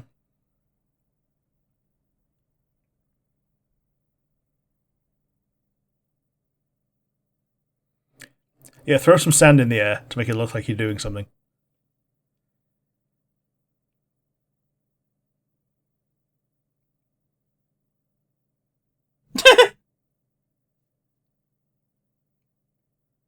Well, that's a pretty good visual effect, though, on the spear.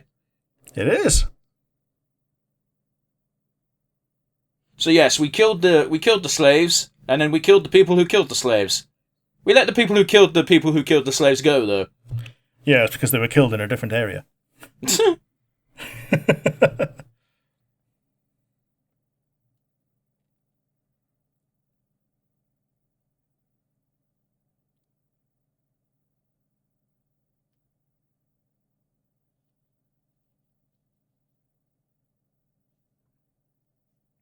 I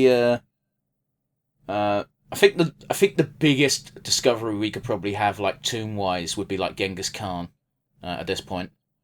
Okay. Yeah. Yeah. It would be even more wild if they found the tomb of King Arthur, the person who never existed. I'm pretty sure they found like 5 of those. Yeah. Yeah, King Arthur, Robin Hood. Dick Turpin.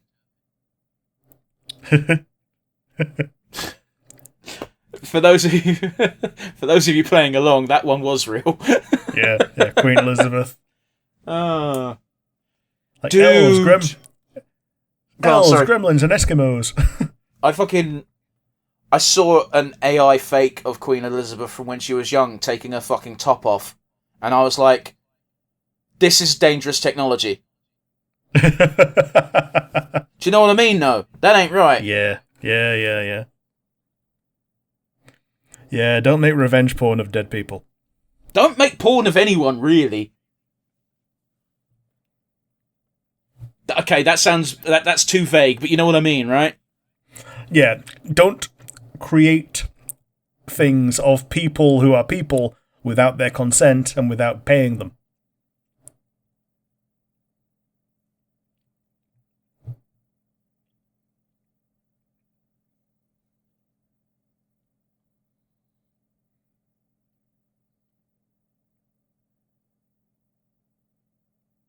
Hell if I know. With Imhotep, innit? Yeah. Yeah. What? She knows that he's dead. She's got the death connection now.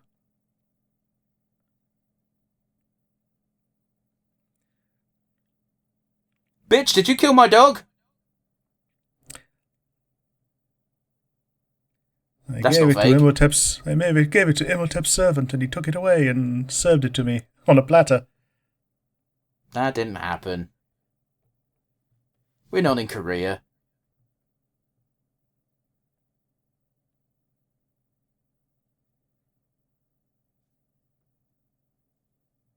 Ardis Bay.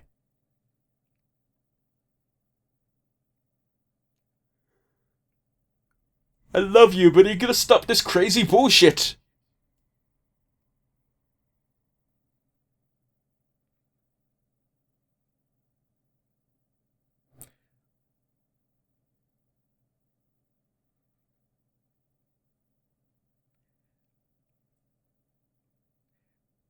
Let me have an abortion. Where did that come from? She's like, there's a life inside me that's not me. Save me from it.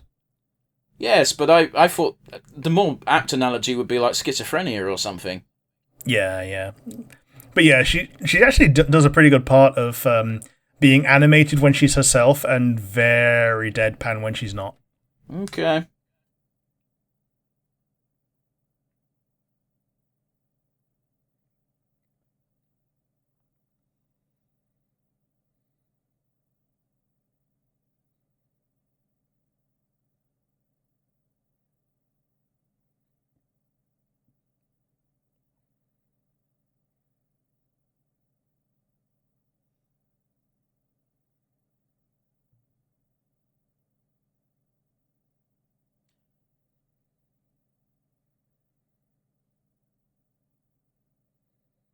I like lesbian sex and nuns. And also eternal life.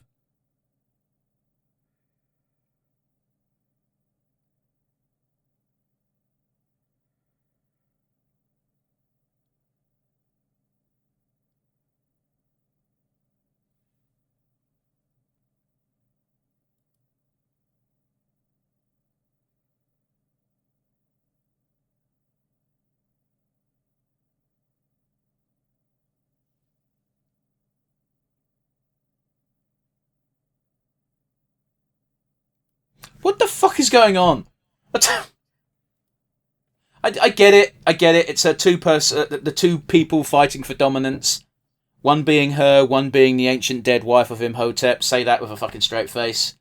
Yeah. God, it's frustrating. She also survived till 1993. It's damn good innings. She must be like 20 odd here, minimum. Yeah.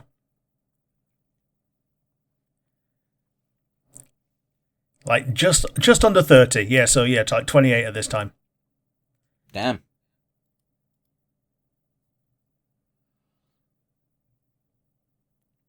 What a creepy thing to say. That was considered romantic back then. Yeah.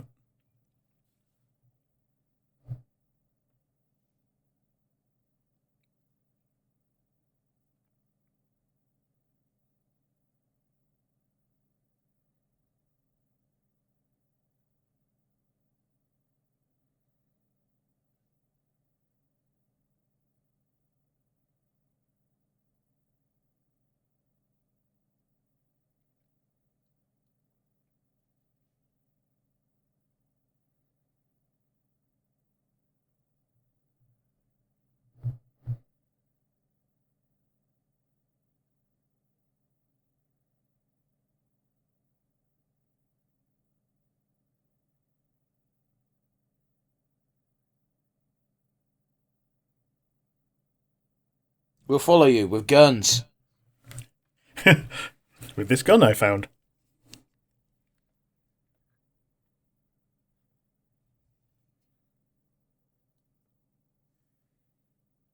We must kill him.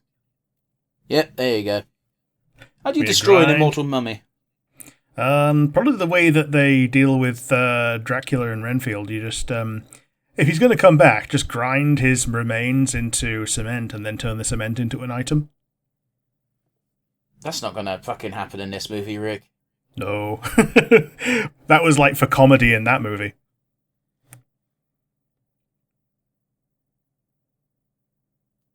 I've given her a good old healthy dosing of Marmite. She said she hates it, but then she loved it. Yes. Silly. It didn't deserve that much of a laugh, Rick, but boy, do I appreciate it. It's daft. I kind of love it. She hated it, then she loved it, then she hated it again.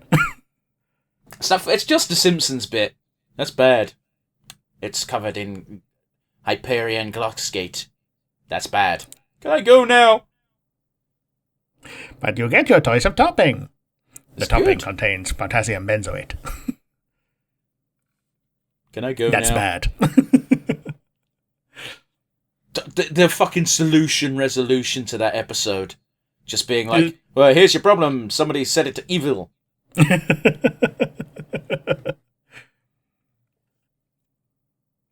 Just giving it to Flanders, and he's like, "Oh, let's get rid of these aliens. Then spruce up the old homestead." He's got a bat with a nail in it. One day they will create a board so big with a nail so big it will destroy them all.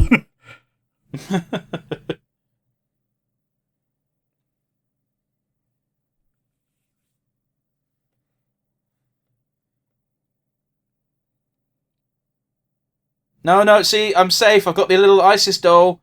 Wow, they love this shot, don't they? They do. Is he getting less wrinkly each time? Mm. After each life he takes?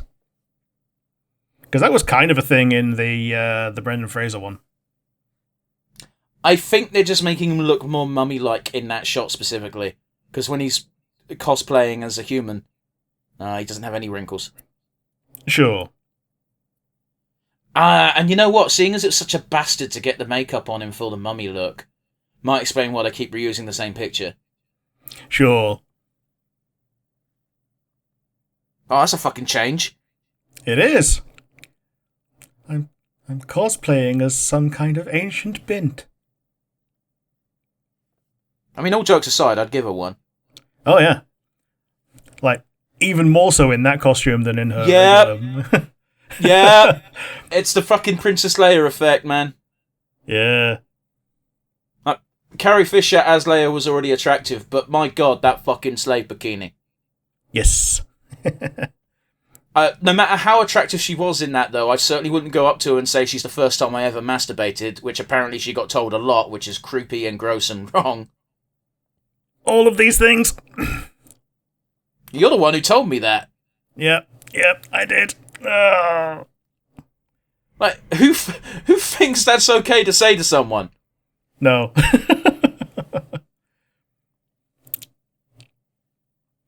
And apparently people started telling her daughter that, and she got back at them by saying, "Yeah, it's okay, I wanked to her too."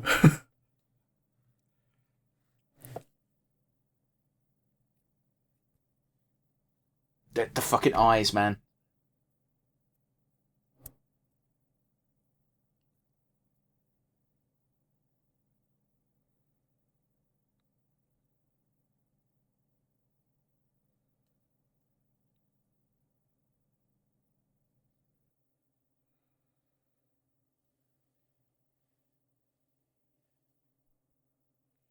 So wait, is his idea to then kill her to free her soul so he can resurrect the original body? Yeah, either that or to resurrect her soul in the new body after having destroyed the old body. We've got 7 minutes left. I can't imagine it's going to take too long to work out which one. Yeah.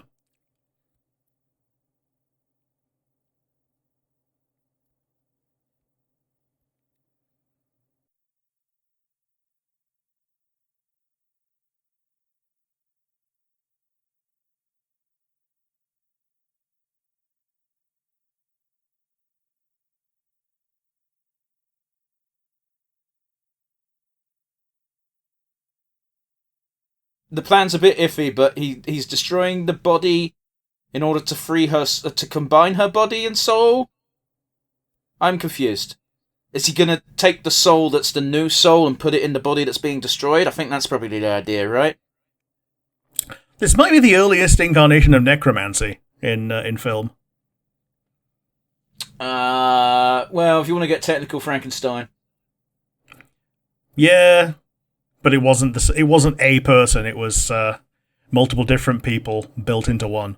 And I've not seen Dracula, but he's also got a thing about bringing people back from the dead. Okay. Or, killing them, but it doesn't kill them. It makes them, what's the word? Resolve has never been stronger. What do you do? That's a real question. Oh, that was Palpatine. It was when he declared himself emperor. Oh, okay. But why did you do it then? I felt that it was appropriate. Okay, cool. Awesome. Good talk, buddy. Glad we had it. What the fuck? She's turning to sand.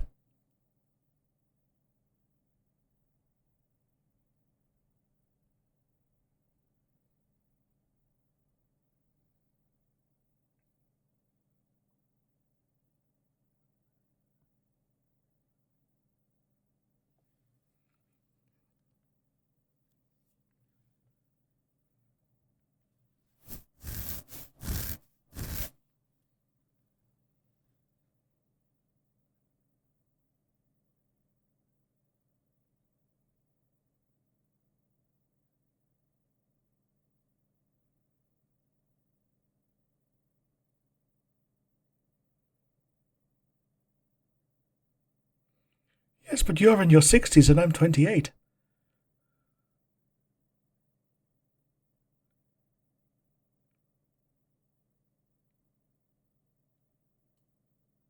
Like, I'm kind of on Imhotep's side in as far as this plan goes. Like, he has suffered quite a bit in order to get to this moment. It's like, cool, I need you to suffer for 5 seconds. He still shouldn't be doing it, don't get me wrong, but I totally get where he's coming from. Yeah, I also I've always loved the stupidity of, if you hold a lady's wrist, she's entirely immobilized. It's such a weird, prevalent thing in like film and comics and stuff. Well, women are so inherently weak, you see. Yeah, all you need to do is hold their wrist, and they're just immobilized.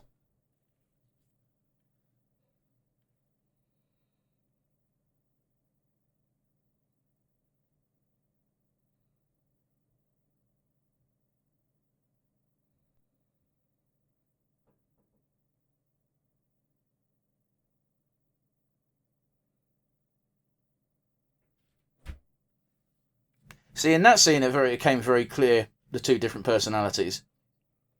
Yeah, like even when she's even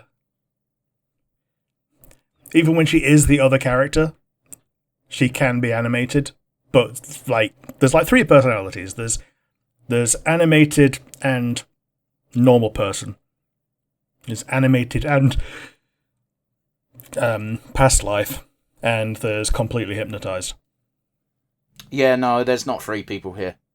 There's not 3 people, there's just 3 modes that she can be between the 2 personalities. I disagree on that, but okay, you do you.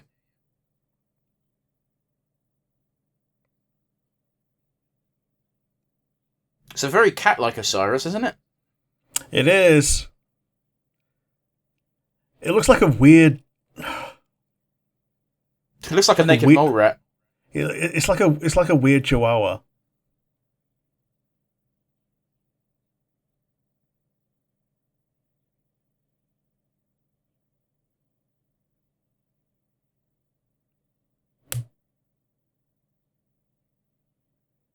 Man, you got here quick, didn't you, boys? Yeah, it's the law of media travel. People arrive exactly when they need to. Except in Watchmen.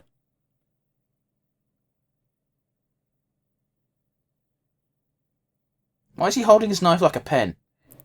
So you can see it. There we are, now he's fixed it. Dude, why is it gotta be so slow? Jesus. I thought that was her making that noise. It's not a very sharp knife, is it? It's not. It's like a piece of fiberglass.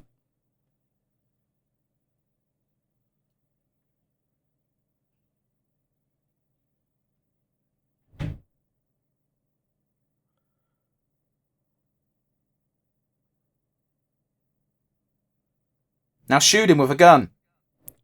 I was going to say, shoot him in the head.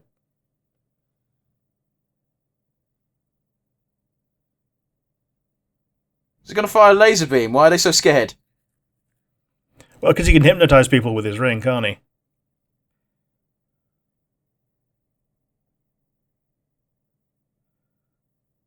Oh, this statue moves as well, apparently. Is that one going to shoot a laser beam? Yeah! We just don't get to see it.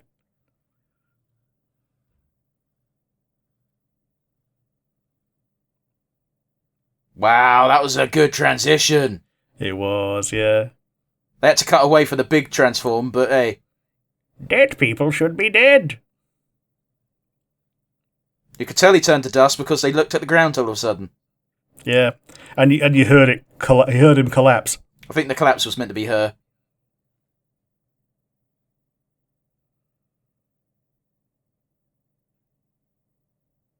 Alan!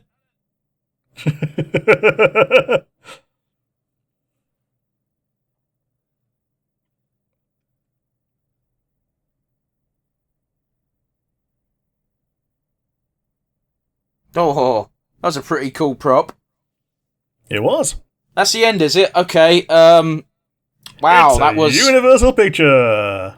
It did feel short, didn't it? Yeah. Yeah. Oh, in case you missed it at the beginning, Henry Victor, Saxon Warrior, does not appear. Yeah, I like how they do this. A good cast is worth repeating. Because like last time they did, they put Boris Karloff as a question mark, question mark, question mark. You're actually misremembering slightly. It was a single question mark. Ah, yes, single question mark, yeah. And it wasn't. It was the monster question mark. Yeah. As if even in the 1930s they didn't know. They thought that cinema was real. Yep. The monster is question mark, and then a good cast is worth repeating with Boris Karloff actually credited. Yeah, absolutely. Anyway, that brings The Mummy into our books. What did you think of the movie? It was actually pretty decent. You could tell that we checked out of the human discourse towards the middle when we started talking about like Marmite.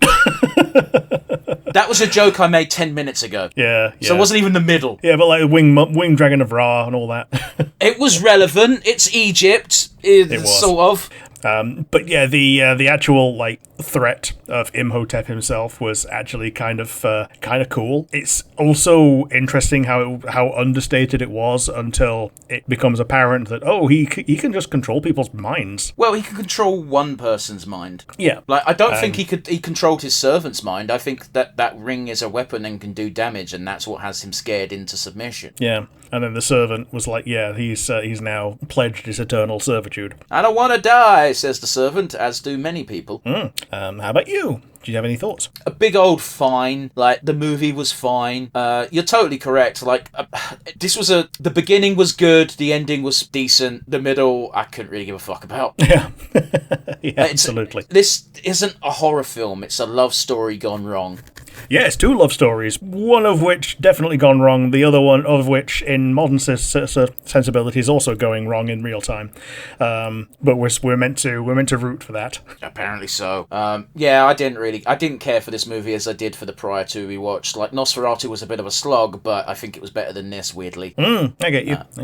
Especially from the point of view of a horror movie. Yeah, I get you. Because I think, like, I don't know if it was meant to be horror or if it was just meant to be, like, occult, you know? Occult is horror. Or yeah, at least it certainly was in the 30s. Yeah. You know? Yeah, I don't know, man. I don't think it was particularly good. I can understand why they kind of swept this under the rug and went, no, the mummy's hand is the first Mummy movie. Yeah, the Mummy's Hand is the way that they do it from now on. But even then, they had some great effects. Oh yeah, that end transition where he went from human to mummification in like 5-10 seconds. Pretty impressive for the time. Yeah. It holds up as an effect. It does. And we did get the last cut. The last moment of the transformation was a cutaway, but that's a trick they still use these days. Yeah, they do. But yeah, I think that sums up my thoughts quite nicely. I don't think it was a bad movie. I don't think it was great or excellent. I can understand why Frankenstein and Dracula get way more of an appreciation than this does. Totally agree. So yeah, let's get down to our usual, wind down. Rick, do you have a standout favourite moment? It was when Boris, as the mummy, first opened his eyes right at the beginning and went from being completely motionless to starting breathing. Like, that was, if you don't get at least some kind of chill from that, then you're not watching the film. Totally respect it. It is also followed by a really decent interpretation of a reaction of like scream followed by I'm just going to laugh because otherwise I'm going to cry. Yeah. Screaming and then immediate hysteria. But yes, how about you? Do you have a standout favourite moment? I mean, I brought it up like several times already, but that ending of it took me a moment to even realise it was happening because it was subtle at first, where he goes from human Imhotep to mummy, dead skeleton on the floor. So yeah, between us, the exact bookends of Imhotep's involvement in the movie. And like practical effects hold up. Who fucking knew? Yeah, George Lucas didn't. Yeah. I think he kind of learned it a little bit for the sequels because like he wasn't involved in those. Wasn't he like no? consulted? It's one of his big gripes about the sequels in that they completely ignored him for them. Sure. And again, my biggest gripe with George Lucas is going, no, I need to go back to the originals and put computer shit in. Yeah, leave it alone, George. That's how you do George Lucas's voice, by the way. I'm not making it up. You just make yourself really quiet and muttery. Yeah. I like George Lucas, but he talks really distinctly. Jar Jar is the key to everything. He talks like that. It's so weird. I've never heard him raise his voice. Yeah. Which, in a way, is kind of endearing. Yeah. Jar Jar's the key. It's like poetry. It rhymes, which is my favourite line of his. Yeah. Because I agree with that philosophy so fucking hard. Yeah, it's like it doesn't always work perfectly, but no. It generally kind of works. Like it's oddly insightful as a send up of modern media. But anyway, can't only talk about the good, can we? It's funny how we go from George Lucas to talking about the bad. Do you have the weakest link, Rick? I think it was the front and center depiction of the 1920s sensibilities of the people from the gentleman who was basically assaulting Helen. Right. Okay. So Rick's saying 20s. He means 30s. Oh yeah. It was 1932. Yeah. Well, it was like 1927, 1932 were like the two times that they were. Oh yeah, 1922 and 32. Go on, the 30s sensibilities.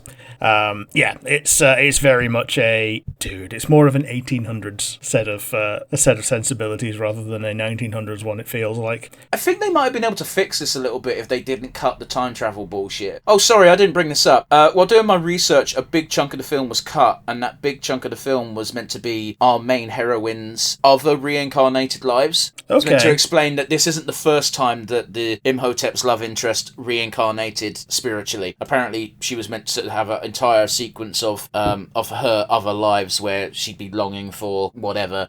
So perhaps it could have been remedied slightly by like she always falls in love with someone and finds out that no, this is wrong because it's not Imhotep or something. I don't know the exact storyline that was meant to happen. I just know it was meant to be an extended like sequence that they got rid of. I'm guessing that's where the Saxon warrior would have come in. Yes. Yeah. But yeah, like not only that, but like just treating servants as servants rather than employees. Because that's basically, yes, they're called servants, but they're treated like slaves were. Didn't help that the big servant in this was black. Yeah. I'm just saying it's a bit more on the nose and a bit more touchy when it's like, here's a white dude pretending to be a Egyptian who owns a black man. Yeah, and just generally trying to be a British Empire apologist about the pillaging of all of these historical artifacts. Well, that's even weirder because this is a Universal production, which is American. Yeah. But then again, America has its own colonization problems. Yeah. But yeah, that's about it from my weakest link. How about you? Do you have a weakest link for today? Oh god, they tried to do the romance bullshit and it was crap. Yeah. I agree. It took far too long and there was no spark between the actors on screen. It didn't feel like a romance. It felt like, well, here's a man and a woman. They want to fuck, right? Did they? Yeah. The man wants to. The woman is there. Bloke didn't even seem that horny. Yeah. He was waxing lyrical about like, oh, you look like this dead chick who I wanted to get with. But I opened a sarcophagus and I immediately fell in love with this emaciated corpse. You look just like her. Yeah, we're exaggerating slightly, but that's basically what he was saying. Yes. I could tell from the distinct shape of her skull that she must have been pretty. What a fucking line. Does that ever work for you, buddy? You look like you have a nice shaped skull as well, by the way. And you have the benefit of flesh. Oh, Christ. But anyway, yeah, I don't know, man. I think the romance could have been handled slightly better. They could have made it a bit more obvious that the original spirit lady was interested in Imhotep, because yes, she threw herself at him, but other than that, there was no hint of what was going on here. Yeah, and when she was in that mode, but also lucid, she was pretty much single-minded in trying to get back to him, resorting to like trickery and everything. Yeah, but it just wasn't. It was too little, too late at that point. Yeah. Let's not dwell on the negative. We like to end on a highlight. Rick, do you have an MVP today? It's going to be Boris Karloff. I'm just going to piggyback and say, just to save us some time, I'm also giving to Boris Karloff because by far the most acting performance in this movie, shall we say? Yeah. Even if the most impactful thing he does is be intimidating, that's basically what he's here for. And on the plus side, he's allowed to, show that he can be intimidating through words as well as just his presence. Because he's allowed to speak this time. To a certain degree, he wasn't allowed to emote at all in this movie. Oh, he wasn't allowed to emote, but that also speaks to, it's like you say, the way to really get someone to pay attention is to command the scene and whisper. That's got nothing to do with a lack of emotion, that's just being quiet. Yeah. But yes, Boris Karloff from me, both as Ardath Bey and Imhotep. Yeah. He's this subject of both of our favourite moments, and he's both of our MVPs. Big old asterisks and being like a makeup artist because, that was a scary looking mummy despite not being a mummy. It was. Yeah. And on that bombshell, thanks for joining us for another OG monster movie. We haven't named this month, it's just Halloween 2025. So, hey-ho, we got the comment section down below on the YouTubes if you want to let us know your thoughts on the original incarnations of these monsters. Maybe give us suggestions for next year's Halloween offerings because, it's a year away. We haven't thought about it at all. Alternatively, if you don't have a comment section down below, you can send us an email at nonsensereviewuk@gmail.com. Yes, absolutely give us suggestions for next year for this, because last year was Scooby-Doo. The year before we tried to do Hannibal and it fell apart. Yep. And this year, we're doing OG monster movies. So, next year, who knows? Maybe we could do infamous reboots of monster movies, but then that requires doing another month of movies, and I gotta be honest with you, Rick, they're a bit draining. A little bit. Maybe it gets better when they're made with more modern sensibilities in mind. Well, it's more the fact that usually an episode, if we did a 20-minute cartoon, an episode might be just over an hour. We do a movie, we're going to be talking for at least 2 hours. Yeah, maybe so. But anyway, that's some behind-the-scenes information for you guys. But yeah, all that's left to say is join us next week for our final offering of OG monster movies. We won't spoil what... Oh, shit. We won't spoil what it is, but considering what 3 monster movies we've already done, you can probably guess. Now you may say goodbye. Bye, everybody. See you next week, guys.